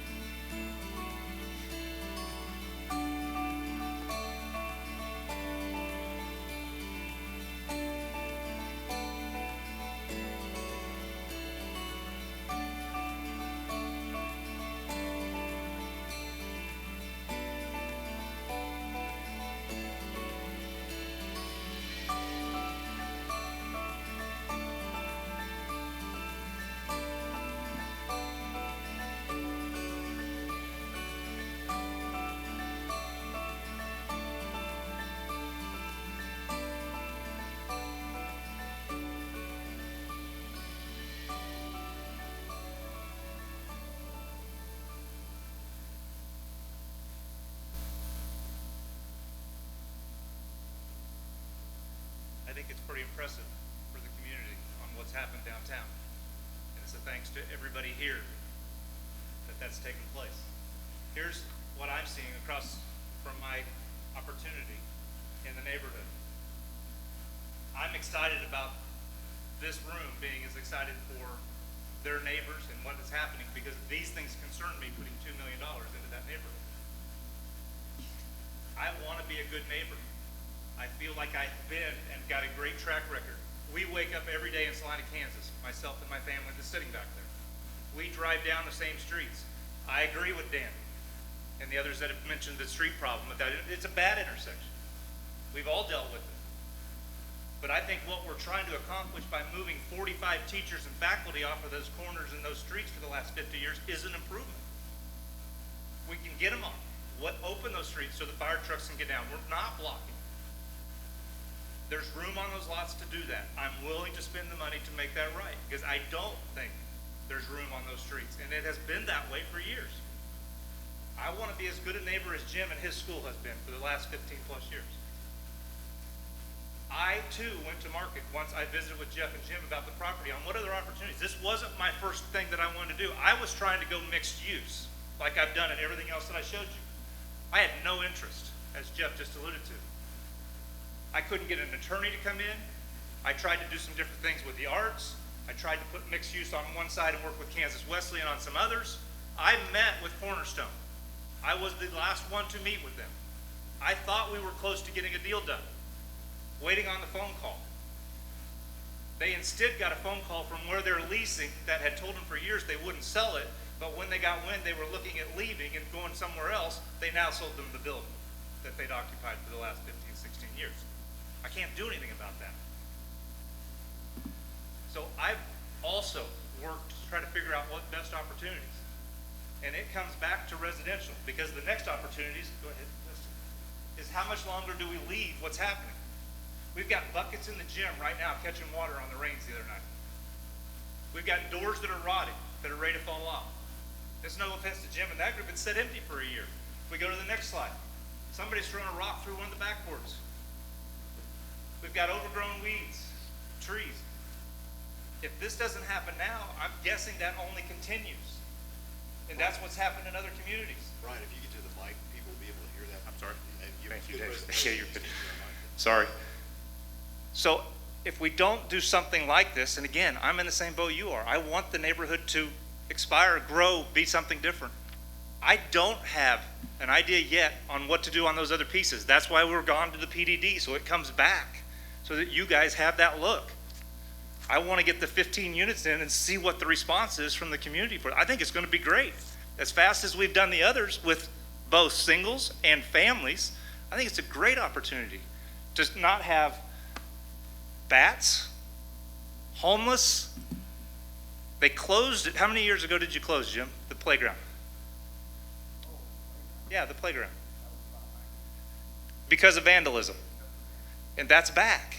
I mean, I'm going over with Jim, making sure that we got gates locked and people climbing over. Those are things that are continuing. That's yesterday's pictures. So again, I'd be glad to answer any questions, because I'm not trying to elude or not. We've got a plan to put 15 units inside. I'm in agreement, Mr. Norland mentioned, I'm certainly willing and open to putting driveways off of both sides. To me, that makes sense as well, and I'm willing to spend the extra money so that we don't have the hazard that's there today, even with less cars parked on the street. We can go both ways. You guys make the call whether they go right or left. I think it's easier, again, least path of least resistance, to leave that option. But let's go to Beloit with the traffic, as well as Republic, so they can get in and out. It's easier with, there's an ambulance, there's fire trucks, or someplace else they can get in and out. So I'm certainly in agreement, and I think Mr. Baja made that motion last meeting that I read in the minutes, and I would certainly be willing to work with you in doing something like that. So with that, I'll close. Anything else that you got, I'd be glad to try to answer. Brian, real quickly, what about Beloit itself? What about just Beloit? Why would that not work? I mean, we can certainly look at it. The problems you run into, again, with trash trucks, and I've had multiple ambulances come to facilities for different reasons through the years, and they always want some two-path in and out.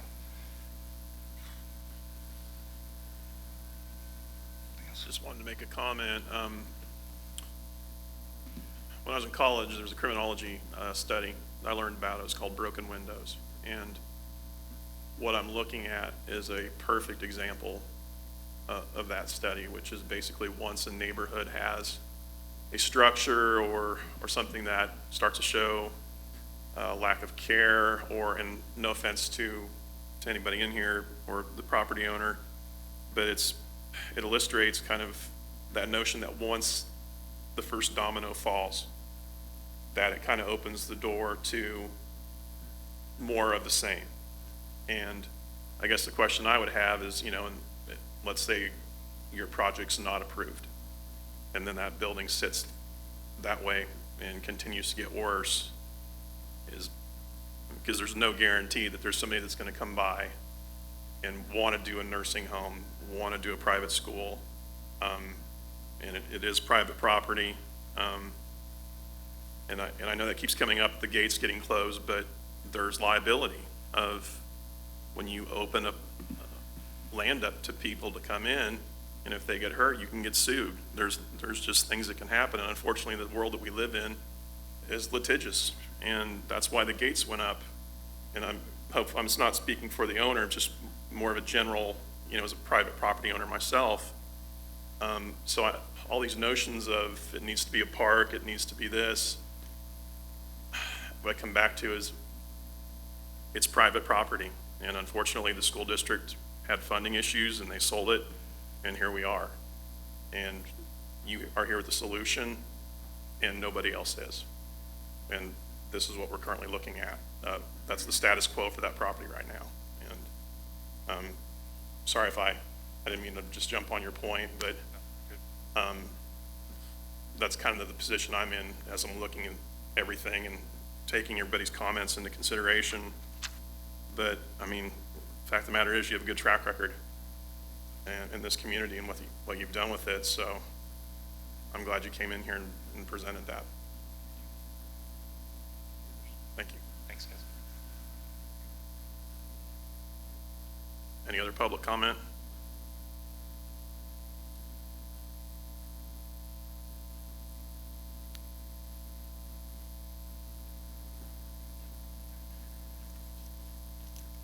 Evening, Commissioners. My name is Eric Brown. I am the President and CEO of the Salina Area Chamber of Commerce.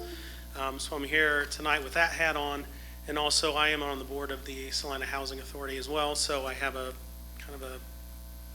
those two hats on tonight. But I'm a little late to the game as far as being engaged. I did go through and read the packet and understand this whole process, which you all have been through. So thank you for that, and thank you for the developers and the community and having these conversations. The angle that I want to present tonight is about the demand that's there. Developers don't go into these types of projects without knowing that there's demand there. So, part of the Live Salina study, the Live Salina study, yeah. Several of your names are on that were still there at that time, that the city adopted in 2016. So I still feel like that is still, until otherwise, that has a lot of good information on it. There's a lot of mixed use. There's a lot of different residential needs in this community across the board. As part of the Chamber's perspective, we are trying to bring folks into the community. We're trying to get folks to take positions and opportunities in the community. COVID has done a lot of different things to that at this point, but always having some sort of good rental opportunities is something that is still in high demand. There is a lot of rental opportunities in this community, but they're not always of the utmost quality. And so when there's rentals that are of quality, like Mr. Richards was saying, that brings folks, that eases their mind, that gets them into the community to live here, have their job, and then hopefully set down roots and buy a property somewhere in this community. A couple of the points about the Live Salina, they talk about walkability. It talks about enhancing the core. It talks about building neighborhood. All of these, I feel like would enhance that core, that central district, whether it's 5 minutes from downtown, there's $160 million going into downtown, and if folks can use that and go downtown and, live in this core and travel back and forth where they live and spend dollars in this community, it enhances all of that. One of the points I wanted to make as far as pent-up demand, we have worked with other developers that are looking at Salina for market rate apartments. That has kind of gone to the wayside because of COVID, but I will share with you that Kansas Wesleyan, Salina Area Tech, K-State Polytechnic, Salina Regional, Schwann's, Great Plains, USD 305, and what was Rev Bus. At that point, when we had those conversations, all indicated that they were in need, looking for rental units, whether that's master leasing or just being able to put individuals that are either commuting back and forth into our community or they're recruiting in. So just from that, I mean, those folks, they're probably, at least the majority of them are in our top 10 as far as employers in the community. So the other thing is just going back to quality, and I'll share with you that on the Housing Authority, as of May 2020, our waiting list was 258. So understand that I'm not trying to conflate Housing Authority versus market rate apartments, but just trying to, again, illustrate the pent-up demand for folks that are looking for quality housing in our community. So with that, I know you have a tough decision. I know that there's a lot of angst. I understand that. But again, I think this helps the community. It definitely helps our ability to recruit folks into the community as we continue to look at the Lee property, as we continue to see what Brian has done and some of the other developers that are looking in the community. So with that, I appreciate your time, and I don't envy the decision. Thank you. Thank you.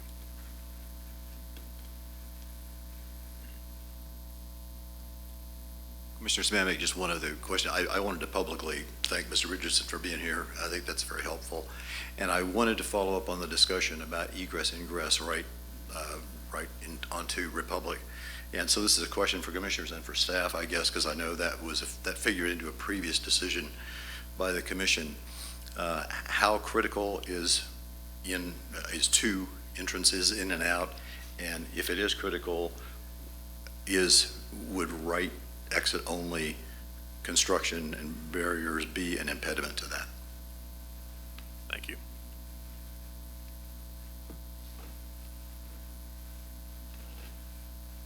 Anyone else from the public like to make a comment?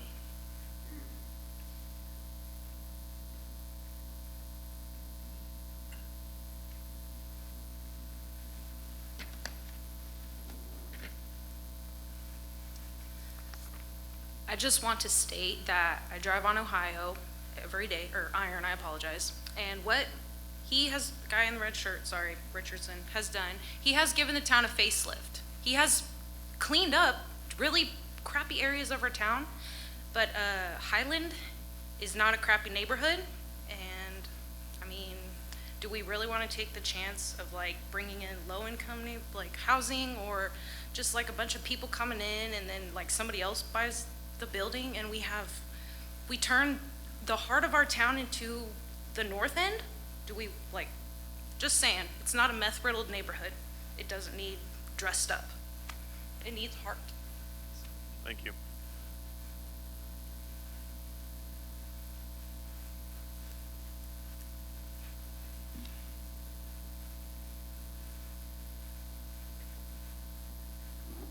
I just wanted to make a comment based on not having use for that property. I think it needs to be noted that there's use for the property. It's R1. And if the school's R2, the rest of the property could be R1. There's nothing, the density is a major issue for this neighborhood. And lack of, he's repeatedly said rentals, rentals, rentals, rentals, rentals, not homeowners, homeowners, homeowners, homeowners. And he happened to pick the one bad house in that 200-foot area. That seemed very cherry-picked to me, because I've gone around to that whole neighborhood and seen every house. And again, remind you that there's 20 houses out of the 40 houses that are against this. in there. I think that speaks pretty clearly. I do have a question for you. In any time in your life, have you been a renter? I have, Okay. and I stayed there for a very short time, Okay, and my car got broken, my garage got broken into, my stereos from both of my cars were stolen. So I would say I don't want to just blanket say every rental is bad, because I understand. think there's good in.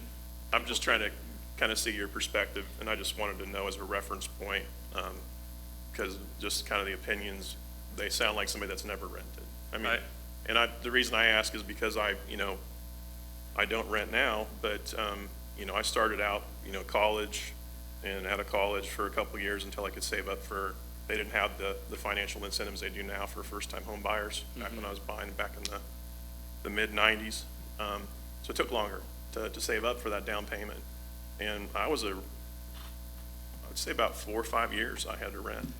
And I try and look back to that time, even though it's been, about 30 years or so, or 25 years, we've got to start somewhere. Right. And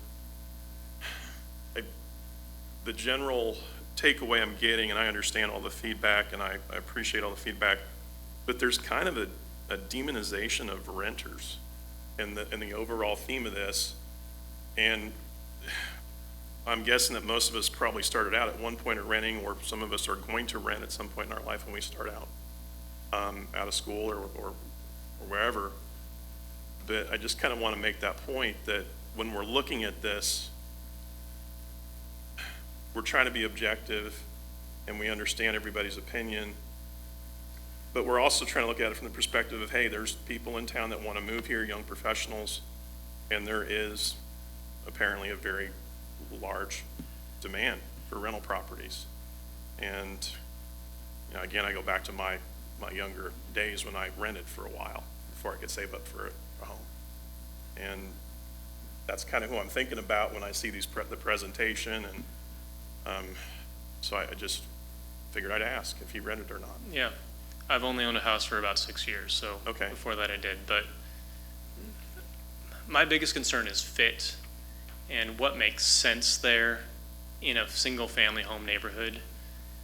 And I think, like I said, the concern to so many is they forget about the open space. The fact that they want to rezone that to R2 as well, that's a concern. But you do understand that it's going to be a planned development where it has to go in front of us, or, it might not be us, it might be a different, group. Right, that's understood. Volunteers that come here and do this, but yes, it's not going to be carte blanche of, hey, here you go, do whatever. There is some accountability. Right. We'll come back to a commission, whether it's us or another group. I don't Right. know. That just leaves the neighborhood in an unknown state for much longer. I understand. I just Yeah. and didn't mean to get into an exchange. I just wanted. That's all right. I just wanted a reference point to see if you rented before or not. Thank Thank you for your comments. I appreciate it. Anyone else?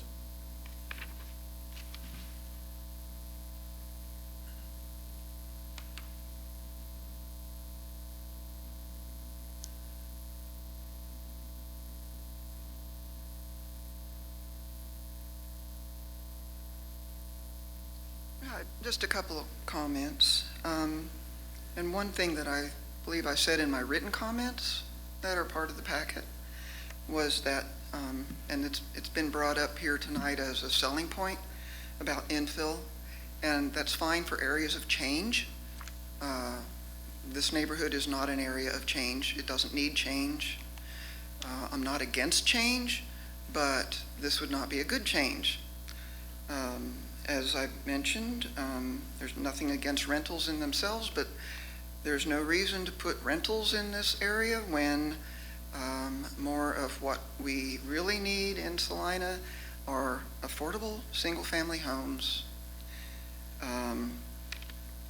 At the risk of repeating myself, I would challenge the statement that Mr. Richardson is the only person to offer a solution. Neighbors have offered a solution. Was the property marketed aggressively? I don't think so. When I first saw the for sale sign go up in early December, I went to the realtor's website. It was not listed there. I went months later, it was still not listed. So it was like when I bought my house, I knew the realtor personally, and he knew the seller personally, and we worked something out. I bought it, he plunked his sign in front of my house. It wasn't really on the market. And that's what it looks like here. So I want to just say that, and I don't know, but that's what it looks like. So I want to say that there's no other opportunity, or there wouldn't be another opportunity for another plan for it, I don't believe that.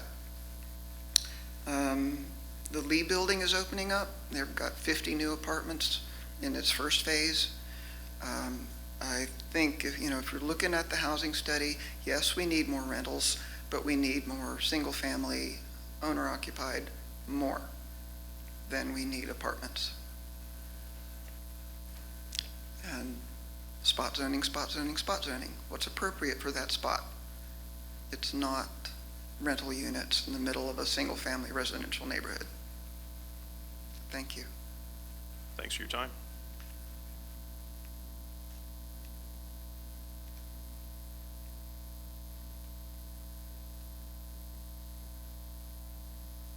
Any other comments from the public?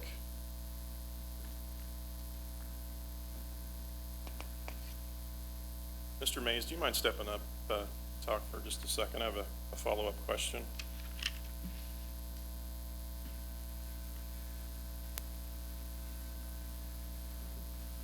Not to make you repeat yourself, but how long was that property on the market?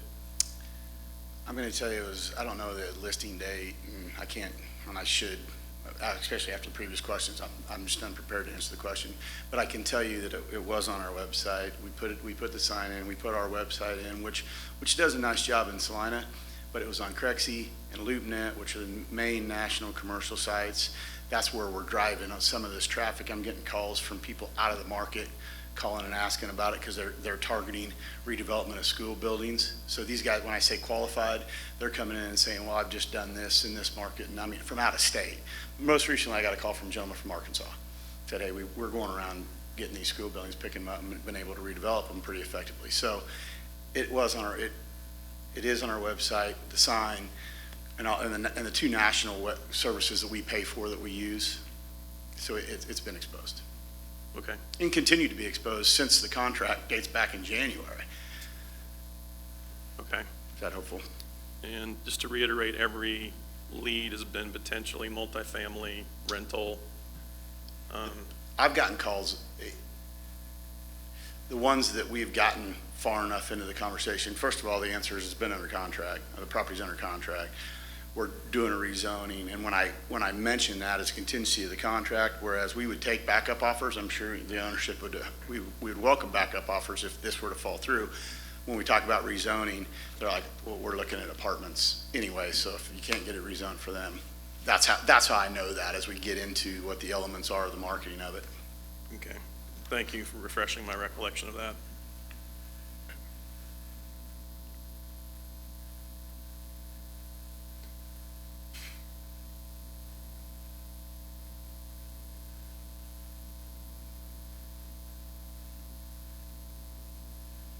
Okay, so nobody else from the public wants to make a comment?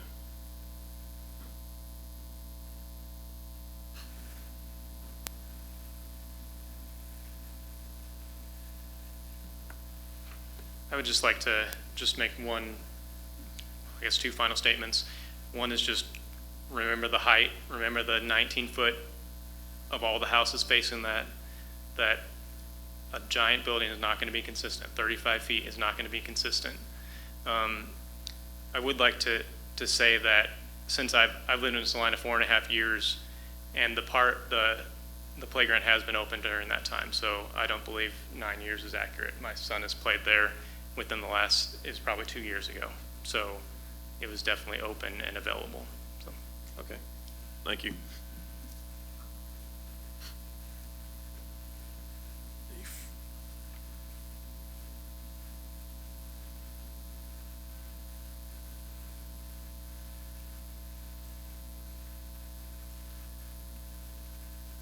Like I said, I like to deal in facts. I went to the Salina Police Department and I made an open records request, and I obtained information on crime at that address. And I asked for vandalism records, and I was told that it's called damage to property. There was one incident in the last 10 years, and that was in 2017. That's about the time that the playground was locked. So, but I didn't ask for the report. It's expensive to get a report from the police. It's $10, another $5 if you want it emailed to you.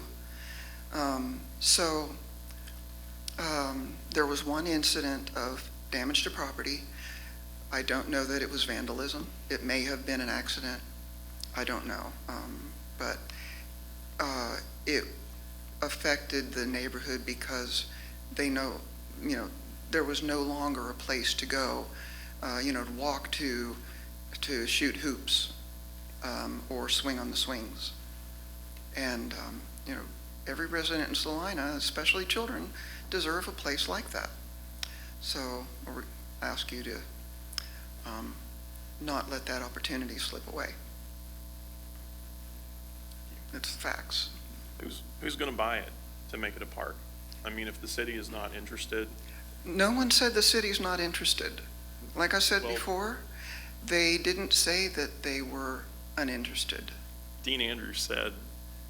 Dean, could you clarify that, please? If you'll read the packet, there's a very short email.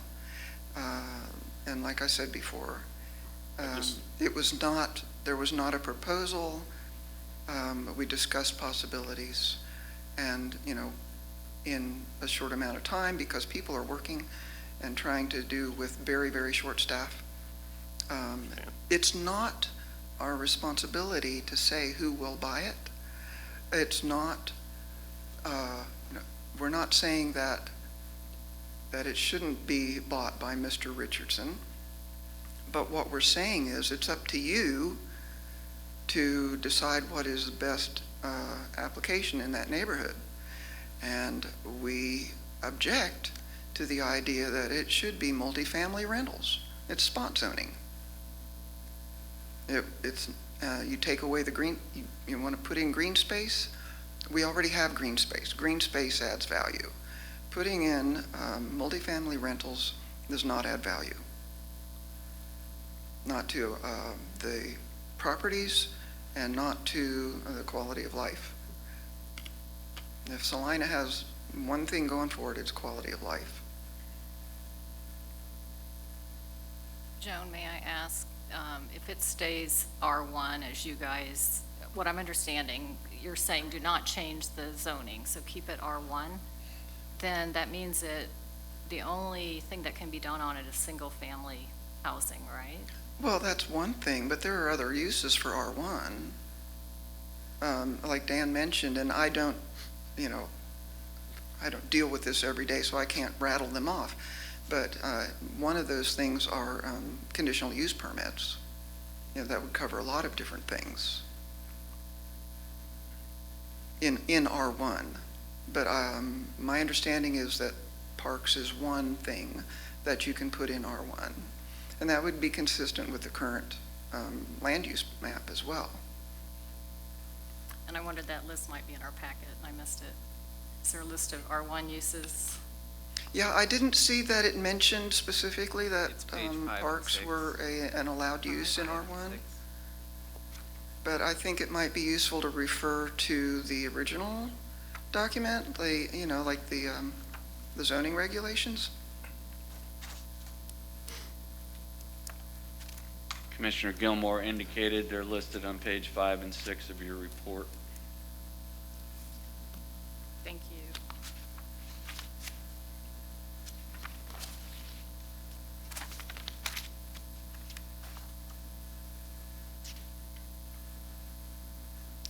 In 10 years, that 2017 was the only incident. So it's not like there's been a big problem there.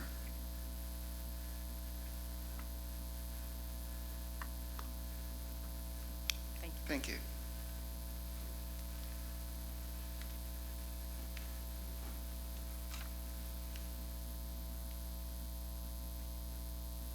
So are we ready for a motion, or we need some further discussion?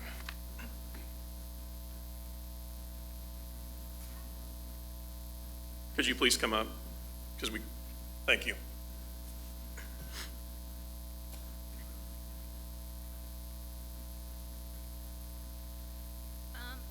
Is there any way that Kansas Wesleyan could put, or make it dorms?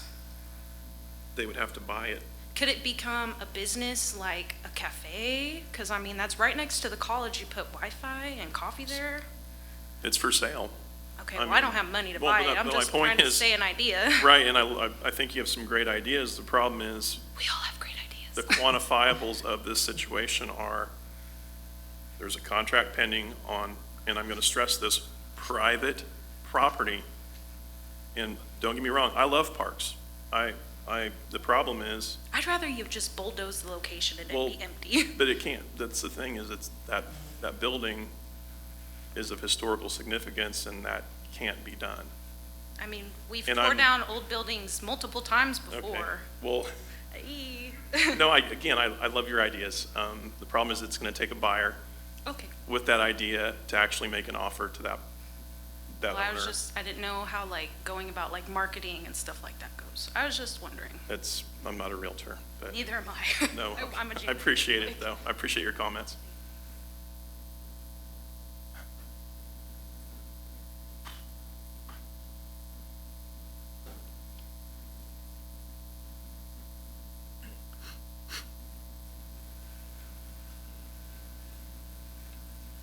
I'm Jim Reynolds. I'm the president of Salina Christian Academy, and I've served on Christian school boards for about 30 years now, and sat through a lot of long meetings. And one thing that didn't happen very often was somebody saying thank you. So I just want to say to all of you, thank you very much for your time and your diligence in this. It's really appreciated.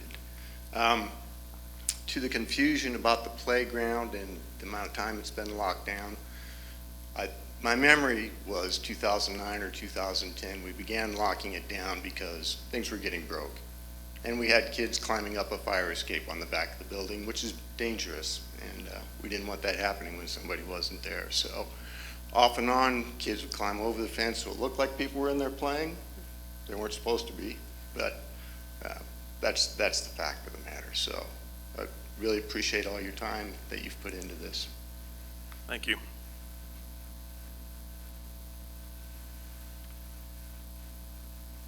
Staff did not respond to Mr. Norland at the time, but just as a reminder that we reminded you at previous meetings, as a planned development district, the preliminary development plan for the site is part of your action, as well as the zoning, and it is within your discretion to modify the location or the design of parking lot access as you see appropriate. So if you foresee traffic concerns, if there are concerns about the location, the design, the functionality of any proposed street access, those lie within the purview of the Planning Commission to modify or make recommendations about, in addition to any that relate to the zoning itself.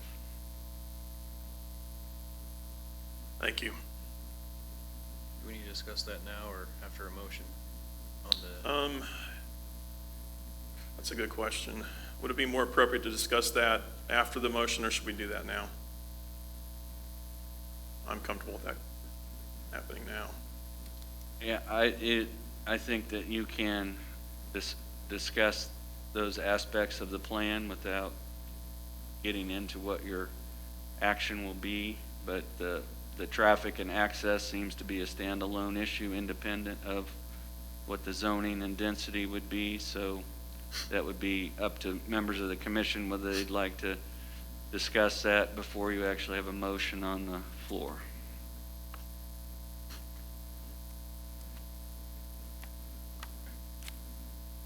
like to discuss that now?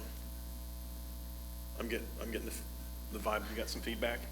Like I say, prior meeting, I know we can't really relate to that, but if this is something that would move forward, I would like to see that second access point. I didn't even think about the fire department being that close last time and the narrow streets on Republic, so that's an even bigger issue that I think we do need the dual access for sure on that property. I'd agree with that. I do think we probably shouldn't limit it on the turn as far as right turn only, left, that kind of thing, because I think the Popeyes parking lot kind of taught us maybe that doesn't always work, and to use the term again, path of least resistance, I do think that does tend to be kind of human nature, whether you're in a car or pedestrian. Now, currently on Republic, you can park on both sides of the street, correct? On that block between Highland and Santa Fe? Or is it just? I don't believe so. I think there's no parking signs on one side of the street. Just the north side, correct, okay. When Mr. Hers and I were out there measuring, there were only cars parked on the north side and no one parked on the south side. Okay.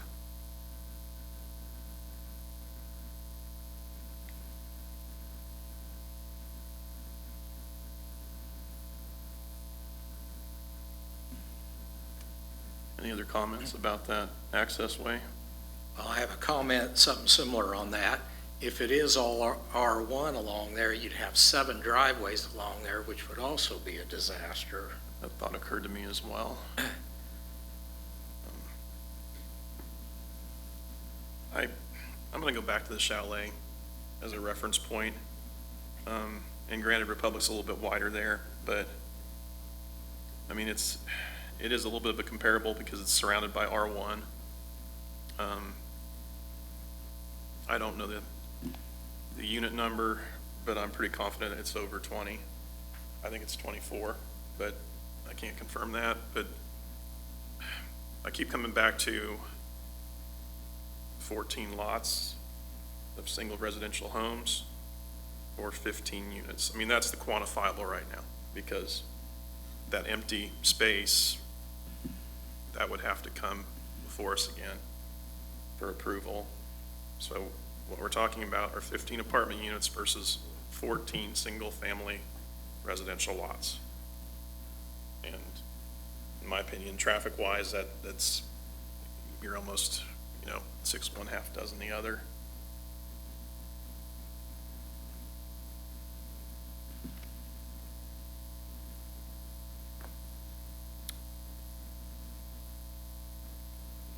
One thing I did want to remind the commission about is that in terms of action items, the first thing for you to consider this evening is whether the future land use map and the comprehensive plan should be amended to change the designation of the school site from public, semi-public to urban residential.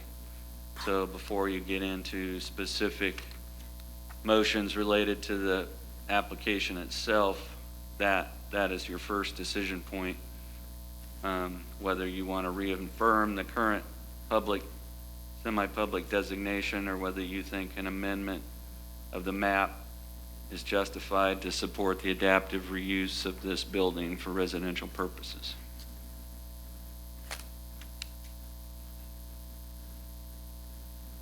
Any thoughts on that?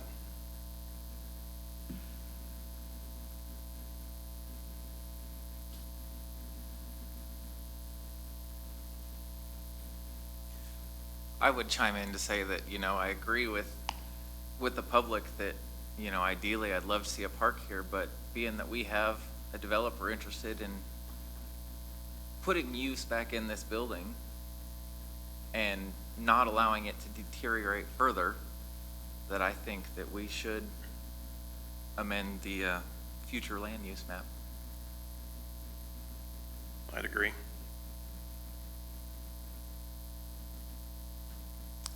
Do you need a motion on that one?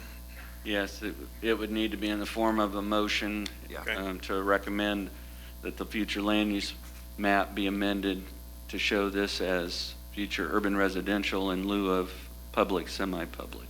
that would need to be in the form of a motion and seconded and acted on. Thank you.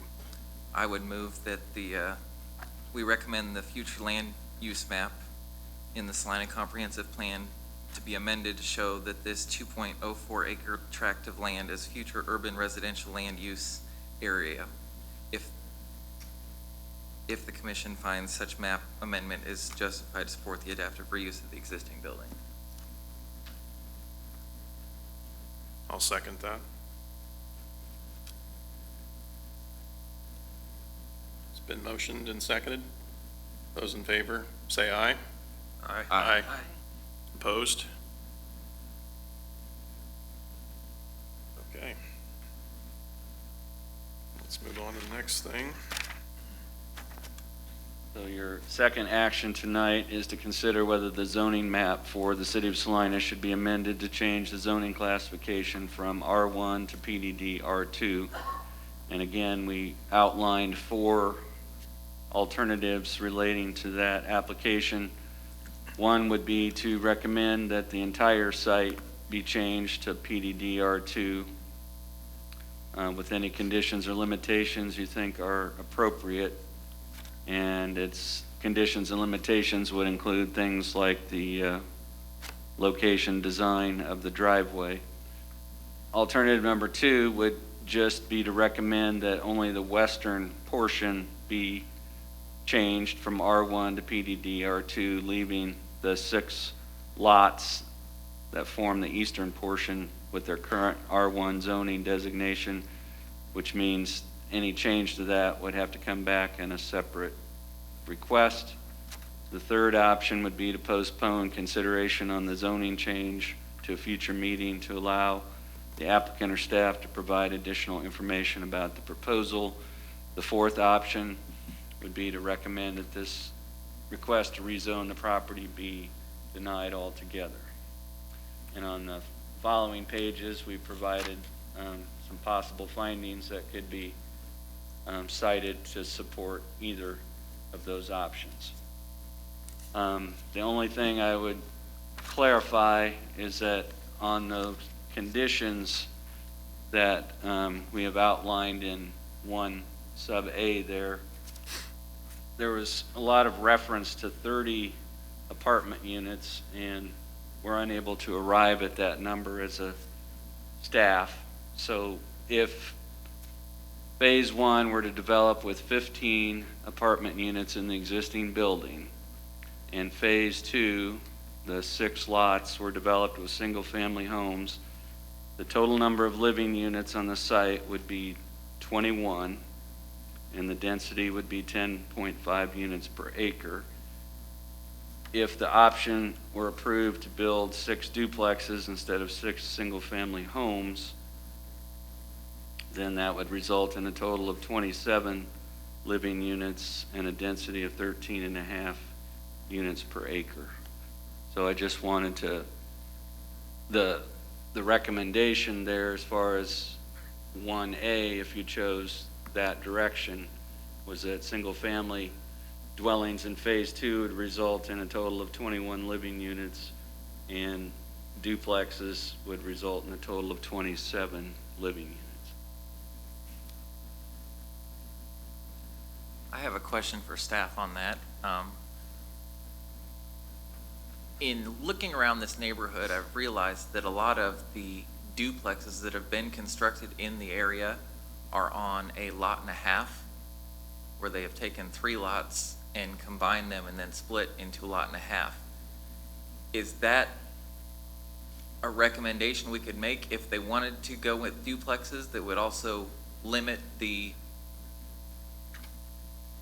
number of occupants that could be on the site? Yes, one of your options, either through this action or through the any Phase 2 site plan that was submitted. You could, at this point, if you think it is excessive to have all 3 of those lots developed individually, in other words, the ability to build 6 homes or 6 duplexes, if you think that those should be basically not have 3 developable lots, but 2 developable lots, then that would, instead of saying up to 6 single-family homes, you could reduce that number, and you could also reduce the number of duplexes by saying that you don't want to recognize 3 individual lots, but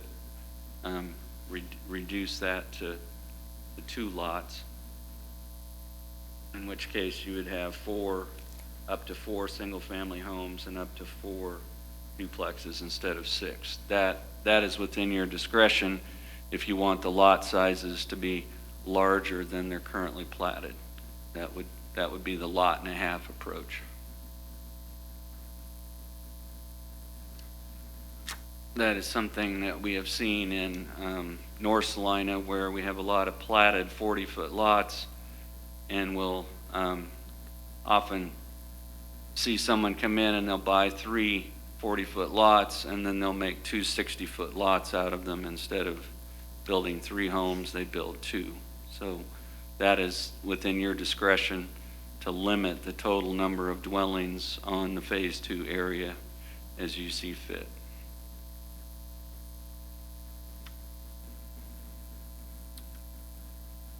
I have another question for staff. For our code in residential, our R1 residential, what is the maximum height of a single-family residential home? If this lot remained zoned R1 and no change was made, the maximum building height is 35 feet. Okay, thank you.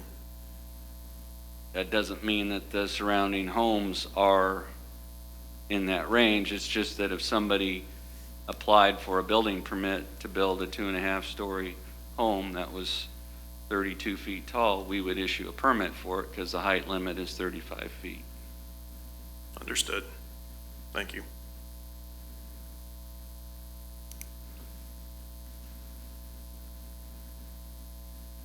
Any more discussion? Comments?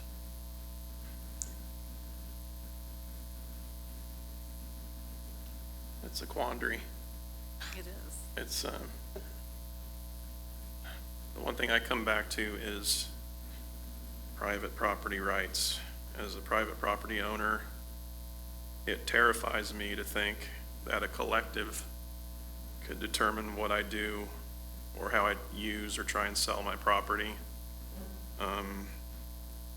It's not that I don't take all the comments to heart or listen closely. It's just at some point, the one thing that needs to be probably said is that the person that actually owns the property has rights too. And, you know, whether they make a profit or not off the property, that's really not anybody's business. It kind of comes down back to private property ownership. And I don't like the idea of, as a government body, dictating what that person does with the property if it fits into the needs of a community. Which, I mean, we have somebody that wants to invest a lot of money in the property and provide something that there's a need for in our community, and he's going to do it in a way that's respectful of the current architecture of this historical structure, and I figured that was at least worth verbalizing.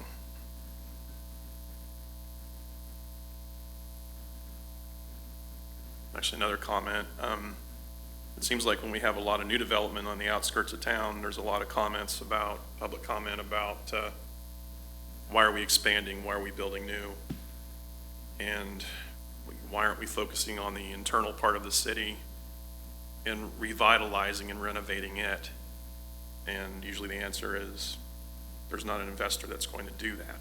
And you know, here we have a property that needs some help and somebody that's willing to put the money into it.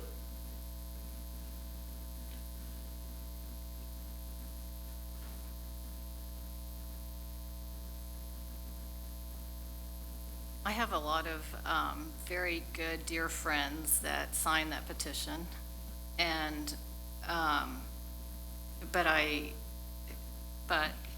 as a planning commissioner, I do think that we need to look at the entire community, not the neighborhood community. And it would be impossible to build a neighborhood park for, if I'm hearing that a neighborhood park is like within a quarter of a mile or a half a mile walk. And I see Sunset Park as a very nice park. And so I feel like this neighborhood has access to a park.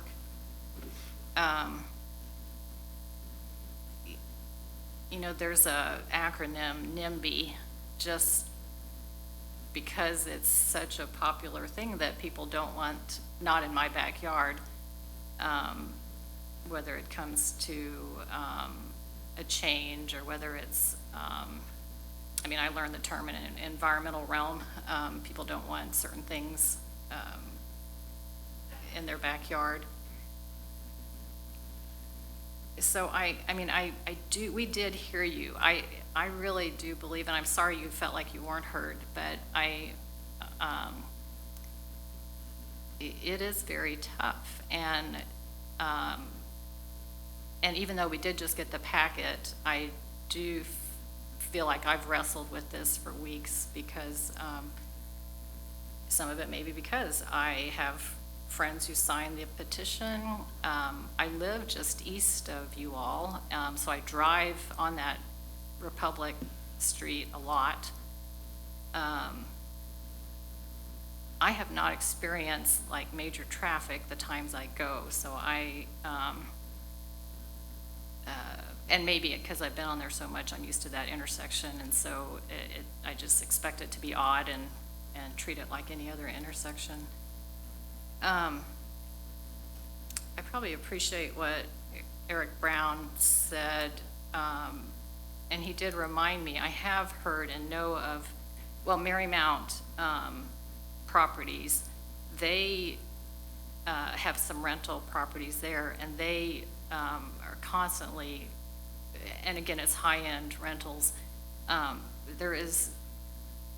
I've heard that I have experienced seeing that there is a market for that, and so I could see that Mr. Richardson would want to meet that market, and I guess I'm not concerned that it won't be a quality, higher-end rental property because there is that demand. We have enough businesses in town that need that for their employees, their temporary employees. So those are just some thoughts that come to mind. I will say having homes along the north side and needing to back out, I mean, I don't know if that's similar to backing out onto Ohio Street in its own way. That part does bother me. I was one who, as I recall from last time, was okay with the two accesses to the parking lot because I guess I do feel like people will choose the easier one. And as we've learned from other cases, that emergency access prefers two accesses. So those are just some thoughts that go through my mind. Oh, it took a little bit of offense to hearing that this might be compared to the North End, that you don't want to be like the North End. The North End has done a lot of improving, and I would encourage you to drive up North Ninth. Hawthorne School, I think, had, when it was, is it Hawthorne that's on North Ninth? It was a school that turned into apartments, and I remember there was a lot of opposition to that occurring, and it's turned into very nice apartments. So those things encourage me to be for the apartment building.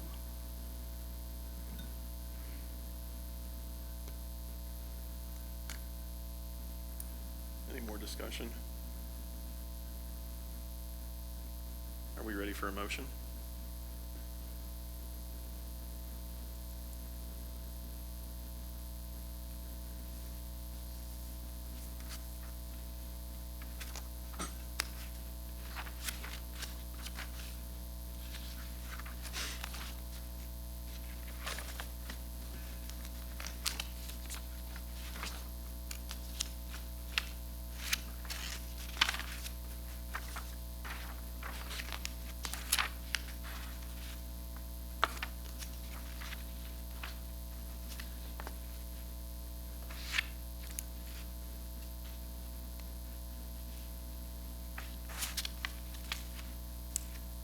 guess, among my fellow commissioners is there on page 14.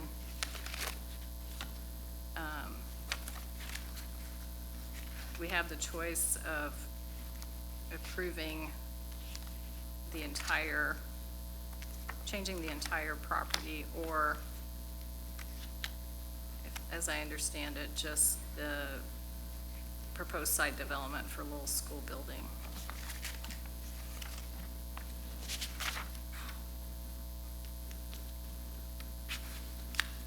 Do we also need to address that setback and the elevation as well, or is that, maybe that's a question for staff?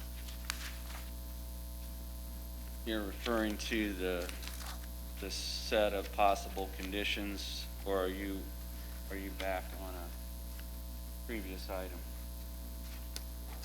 You're I talking think about that's after we decide. Yeah, the difference would be if you choose option 2, which would just be to rezone the western portion only, then some of the conditions, so if you look at 1A, there's a reference there to what is phase 1, and there's a reference there to what is phase 2. If you recommend alternative 2, there is no phase 2 to refer to, so none of that would be relevant. B would not have to be modified, or C. And then the condition number 4 relates to a final development plan for phase 2. If you choose not to change the zoning classification of the eastern lots, then condition number 4 is not relevant, because there would be no phase 2 or future development area. That would just stay as R1. So that would be the primary distinction between options 1 and options 2. I don't know if you can put the future development plan up on the screen, Dustin, but I'll just try to.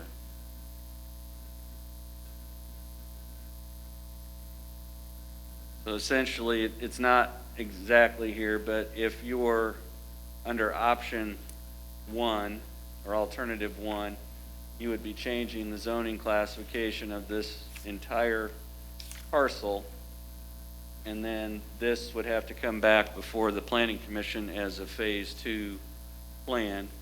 If you go with alternative 2, then you're just changing the zoning from here over and making this a planned development district, and these lots here would remain unchanged as R1.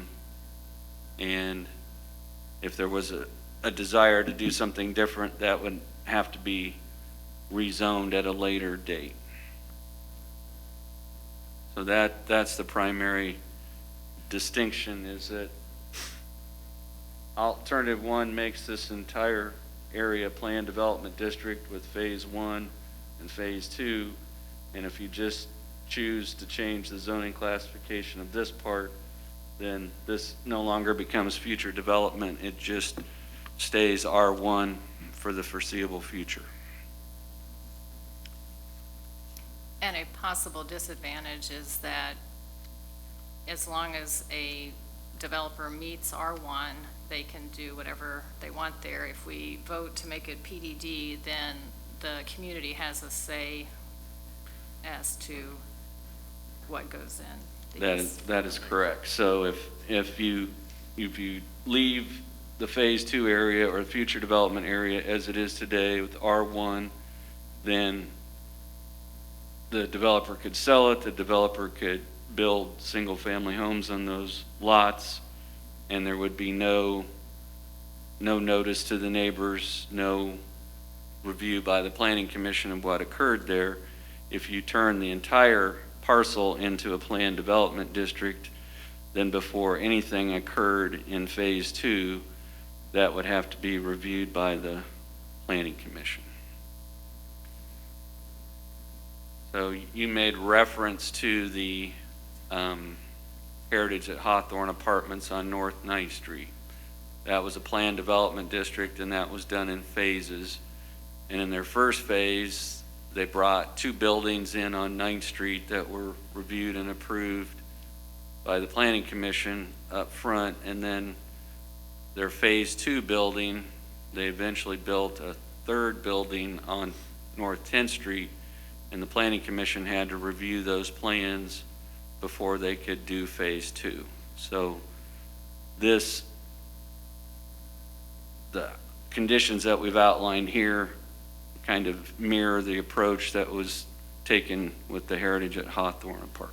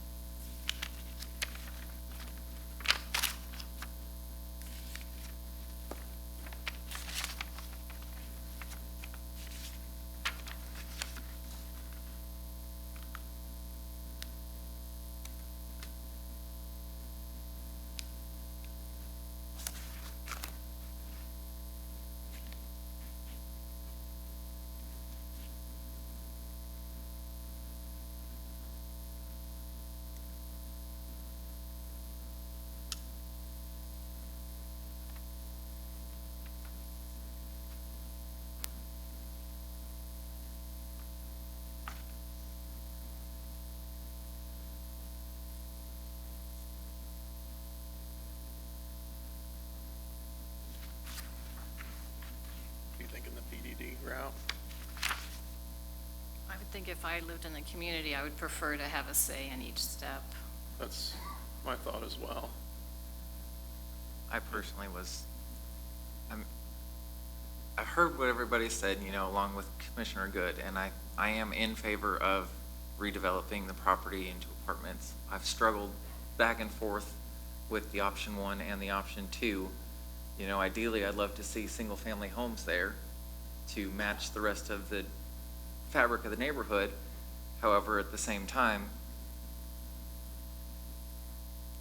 that almost does lead to more spot zoning if you were to look at the zoning map, where all of a sudden now we just have this one orange dot in the middle of the yellow. And so I think I'm moving in favor of the PDD to continue that zoning, knowing that the public will have another option to express their desire as to what they would like to see in the Phase 2 development. I did want to clarify, as you read possible condition number 1A, you are not obliged to allow for 2-family dwellings in Phase 2 if you don't think that's appropriate. So what that option is written was essentially gives the developer the option of building either single-family or 2-family dwellings, but if you don't think 2-family dwellings are appropriate, then you could strike any reference to 2-family dwellings and limit development in Phase 2 to single-family dwellings. That is within your discretion. And then if you do choose either option 1 or option 2, you do need, as part of any motion, to address the modification of the driveway if you think that dual access is important.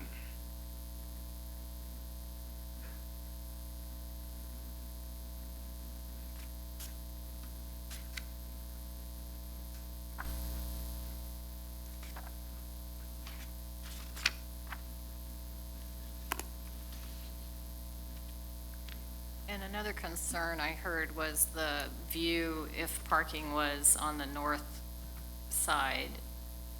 And then did I hear Mr. Richardson said he was willing to work with parking? I thought I heard you say that you'd be willing to. So, but is that something that we planning commissioners need to put in the motion? Like where we would like the parking lot? That's a good question. Our experts are consulting. Mr. Andrews? Yeah, I had a question for Mr. Hers, and you, in addition to the location design of the access points, you have the discretion to modify the location of the parking area. So if you believe it needs to be elongated or extended or shifted south to go with the access being providing on Beloit, you can require that the location be shifted from north or northeast of the building to being located east of the building. What landscaping will be required? I mean, I guess I just remembered there usually is landscaping, and maybe that would cover the view of the cars? Well, the landscaping regulations, the design criteria for parking lot buffering, if you go around, some has been more effective than others, but there's a minimum requirement that there be a 5-foot landscape buffer between the right-of-way line and the edge of the parking lot, and then within that buffer, you have to plant shrubs that grow to a height of 3 to 4 feet. And the idea is to have a row of shrubs that obscure the visibility of cars parked there. So so there's a requirement that you buffer the lot to a depth of 5 feet and then plant low-growing shrubs in that buffer that helps obscure the cars and the headlights. I guess knowing that that is a requirement, then I would be okay to work with having the parking in the north if there's not enough room on the east side. Yeah, I mean, the plan will have to be modified to extend the driveway to Beloit. So if that turns out to be the Planning Commission's decision, but if you want it to be only east and not north of the building, I think the other thing to remember is that although there's pavement there, it's pavement for a playground, and it's probably not of a thickness and everything that you can just park cars on it. It's going to have to be substantially modified to make it a parking lot. It's a pavement thickness for a playground. It's not a pavement design and thickness for a parking lot.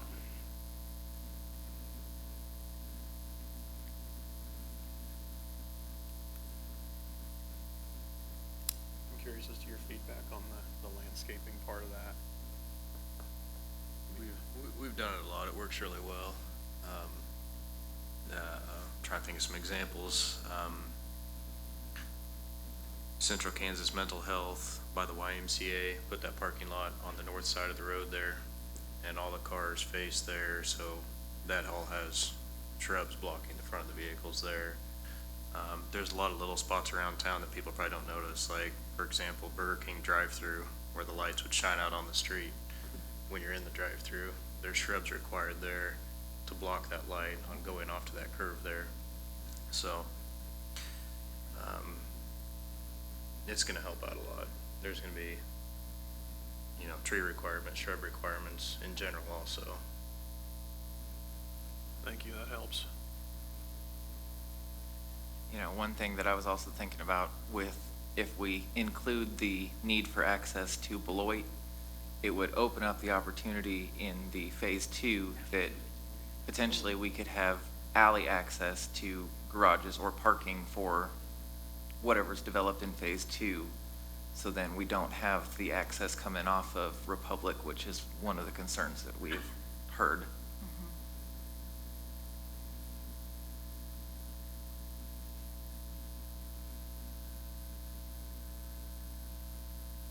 Yeah, I'd agree with that. I guess that comes back to constructing a motion that's appropriate to cover everything. This might take some assembly.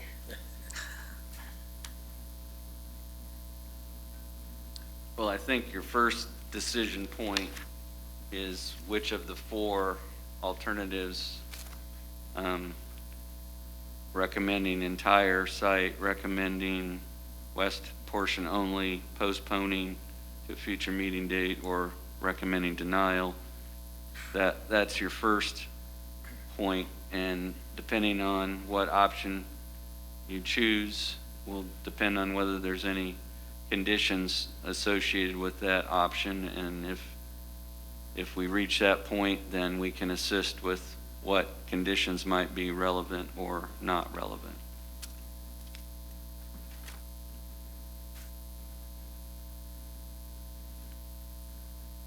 With that comment, I would move that we recommend alternative 1 to recommend the approval of the requested zoning change from R1 to PDD R2 and the proposed site development plan for the Lowell school site subject to any conditions and limitations that we deem appropriate.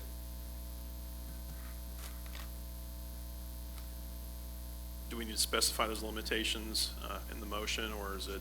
Well, we would see if there's a second for option 1, and then we'll walk you through Okay. the things that we have. I will second that option 1. So, under option 1, the first condition there deals with what the development limitations are on the entire 2.04 acre site.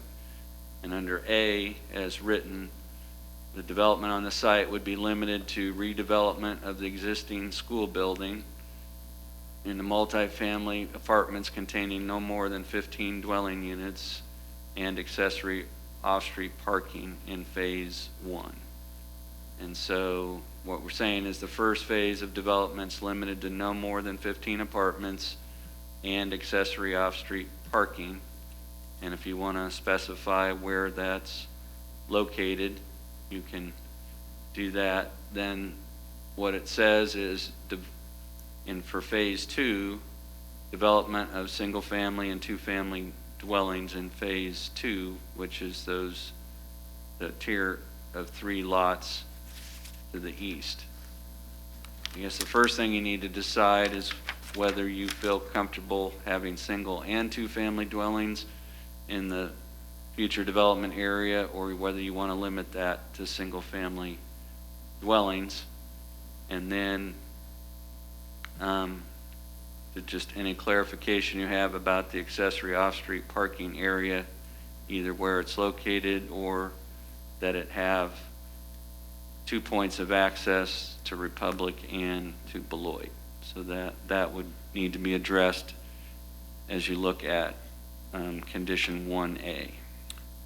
So just a little clarity on that. So the phase 2, they would have to come back in front of the commission for In that as well? phase 2, they would have to come back, but you, at this point, if you so choose, could tell them they can only come back with a plan for single-family dwellings, if you don't feel comfortable having two-family dwellings in that future development phase. I'm of the thought that that could be determined. Well, I think just for sake of density, I think we strike the two-family and just keep it single-family, because we're already adding 15 units to half of the property. And so opening it up to single or double-family could double the potential for that other side. So the number I gave you is that you have the 6 lots to the east. If each of them had a single-family home, then the total number of living units is 21. If each of them had a duplex, the total number of living units is 27. So that is the difference. So that is a decision for you as to whether you want to limit development in phase 2 to single-family dwellings only.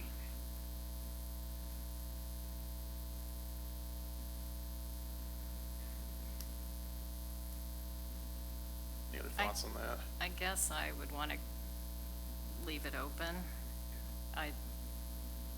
That's It's- kind of, Is there a market for that in that area? I mean, because that's kind of what I'm thinking, just from that perspective, because again, perfect world, single-family residential would work there, but then are we limiting the property owner and pigeonholing them into a category that may not be able to make any money off of, which, I mean,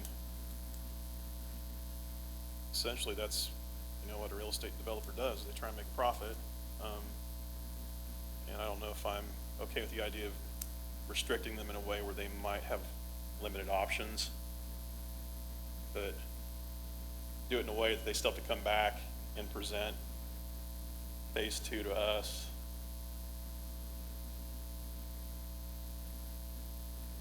I think what I'm struggling with, that I like the opportunity to limit it to single family, is that it does take a lot of the public's comments into consideration, and you're more likely to have owner-occupied properties in there rather than additional renters if those all went to duplex.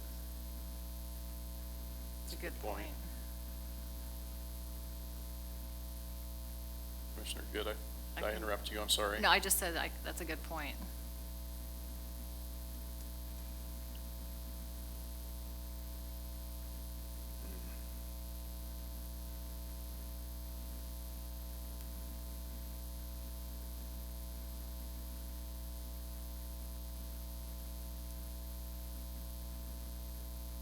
Sorry to keep asking questions, but if down the road, after this is voted on and the property owner decides this is not meeting their needs in terms of zoning, do they have the option to look at rezoning, or is this locked down and kind of written in stone, so to speak? No, if you, the difference with a planned development district, and we've certainly had planned development districts and conditional use permits that have been amended.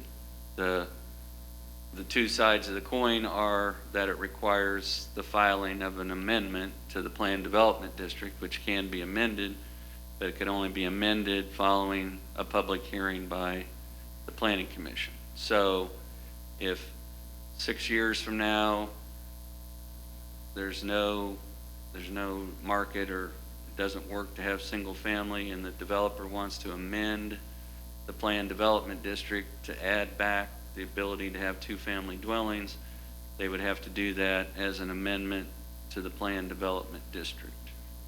So what you're doing here is if adopted by the City Commission, you are constructing essentially an ordinance that would apply specifically to this property. And if your recommendation is for single family only, it can be amended in the future, but it would have to be amended at a public hearing, and the ordinance amended to add back two-family dwellings. So it's a not exact comparison, but we had Mr. Hill on your agenda earlier, and he rezoned 6 lots to R2, and then we determined that he didn't actually need the 6 lots, he only needed 5, so he attempted to rezone 1 back to its I2. So it would be a similar process, that if 5-6 years from now there's no interest in single-family dwellings, nothing precludes the owner from coming back and trying to amend that, but we'd have to do it by amending the planned development district. Understood. Thank you for clarifying that. I'm okay with that. So do we need to rephrase this thing, or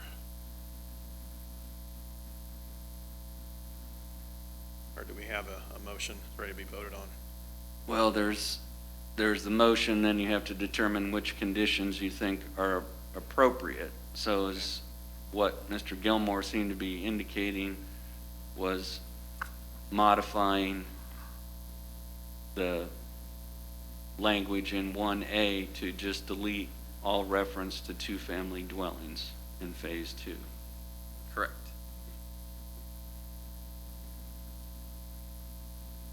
And so I think it'd be appropriate if someone made a motion to amend condition 1 to delete all reference to two-family dwellings, have that seconded, and vote on amending condition 1A to eliminate the reference to two-family dwellings. I'll make the motion to adjust the language in condition 1A to remove all references of two-family dwellings. I'll second that. It's been motioned and seconded. Those in favor say aye. Aye. Opposed? So you now have a condition 1A. Condition 1B, what that's saying is that development on the site will be subject to the density limitations, the bulk regulations of the R2 multifamily residential district. The only exception to that would be to allow the 14-foot building setback on Beloit to become part of the planned development district. So what that means is that the lot coverage, the density, everything would be subject to R2, and that means that the R2 height limit of 35 feet would apply to any new construction. So if you think the 35-foot height limit is too generous, then you would have to make an exception to that to provide a lower number. But that's the same height limit as R1, right? Yes. Has not said it. If this was not rezoned, the height limit would be 35 feet. So to do anything different than 35 feet would be more restrictive than what it is today. The other thing I would note is because if you go and adopt condition number 4, you would have the final approval of whatever plans. And if you thought that the plans for phase 2 were out of character because the buildings were too tall or because they didn't have pitched roofs or whatever else, you have the discretion to modify those or say no. But if you adopt condition 1B as drafted, then you're accepting all the R2 limitations except you're allowing for the 14-foot building setback for the existing school building. And then on C, you're specifying that the developer can put out a monument sign on Highland Avenue identifying the project and have up to 2 wall signs. The condition number 2 just specifies that the minimum parking for the project is 30 off-street spaces. You're establishing that as a minimum that the developer has to provide. And condition 3, we don't have what we would consider the level of detail for a final development plan. So that requires that to be submitted and approved to the zoning administrator to prove that it conforms with what you have approved. And that would be an administrative item to get to that final detail. And then if there was a plan for phase 2, condition number 4 requires that that be brought back to you for your review prior to any building permits being issued. And then condition number 5 is a fairly standard condition that sets out your expectation that development of the site will be completed in substantial conformance with the approved site development plan, landscape plan, and associated and building elevation materials, including the building materials which are incorporated by reference. So you have the expectation that none of the exterior building materials on the school are going to change, that they're not going to change the height of the building, that it will be approved. What happens there will conform with the site development plan that you approve, which means if you want 2 points of access, it will have 2 points of access. And if they submit a landscape plan and it's reviewed and approved, that they carry out that landscape plan in the field. So that's what those conditions 2 through 5 are intended to address.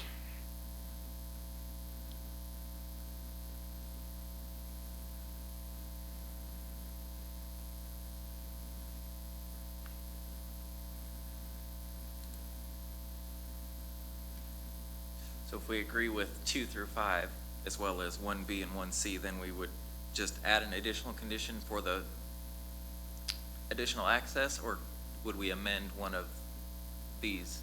Well, you've already amended A. My suggestion would be that you look at condition number 2, which requires a total of 30 off-street parking spaces.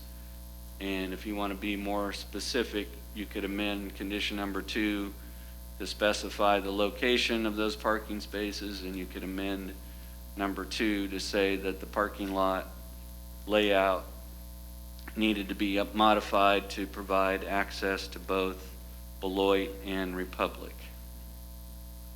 And that could be done in a motion to modify condition number 2 to address that. I would move that we amend condition 2 and change the language from a total of to a minimum of 30 stalls. Because 30, I mean, a total is going to limit, I'm just saying at least 30, and also include that the parking lot will have access from Beloit as well as Republic Avenue. I'll second that. It's been motioned and seconded. Those in favor say aye. Aye. Opposed?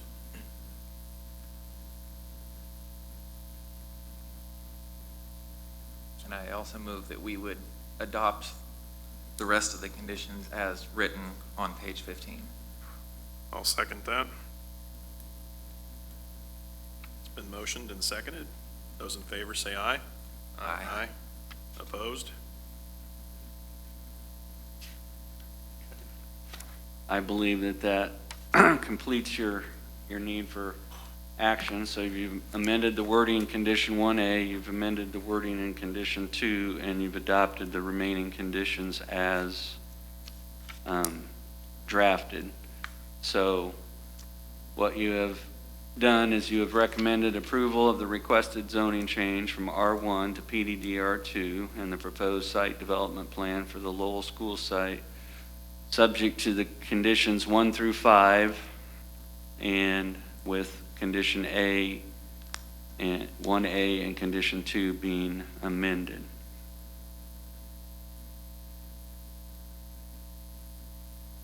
So we have a motion on that, and I second the original one. Do I need to do that again? Just for a form of protocol, or are we good with that original motion and second? Since we have Mr. Bankston here, I'll maybe seek his guidance, but we had an initial motion to recommend approval of the zoning change subject to any conditions and limitations the commission deems appropriate. They have subsequently identified all the conditions that they deem appropriate, but have not yet voted on the main motion. So we have a motion and a second to approve the zoning change subject to the conditions on page 15 as amended. Is that something they can vote on? Okay. So the main motion was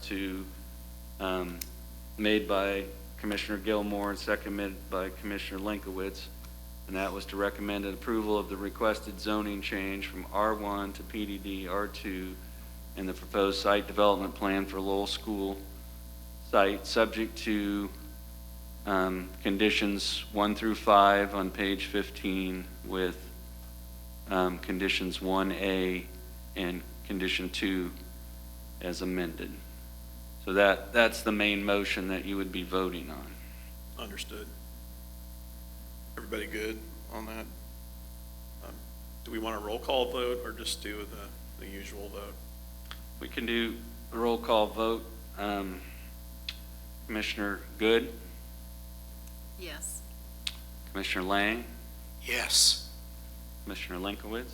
Yes. Commissioner Bernhardt? Yes. Commissioner Gilmore? Yes. So the main motion to recommend approval of the zoning change passes, and that recommendation will go to the Salina City Commission for final action. Thank you.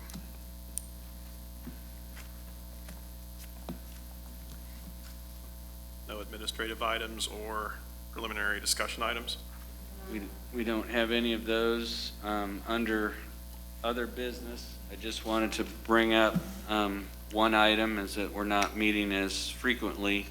As I noted, we had Ms. Jackson and Ms. Eisenhower resign from the commission. They're both outside the city representatives, and their terms were going to end at the end of August. Ms. Good's term also ends at the end of August, and Mr. Lang's term ends, but he is eligible for reappointment. And so I just wanted to bring to Mr. Lang's attention that if he's interested in being reappointed, he needs to submit an updated expression of interest form. But the August meeting that we have will be the last meeting for Ms. Good. And everybody else will carry over. And we will be having a meeting on August 4th, so you can plan on that for your calendars.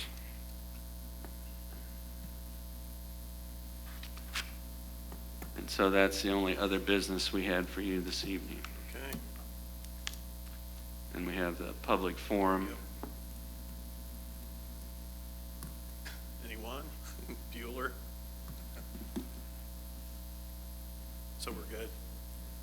Okay. If we have no one that speaks on the public forum, then you should consider a motion to adjourn this evening's meeting. I wouldn't make that motion. Second. It's been motioned and seconded. Those in favor say aye. Aye. Aye. Meeting adjourned. Thank you for your attendance, and thank you for adjusting to the change in venue. Thank you.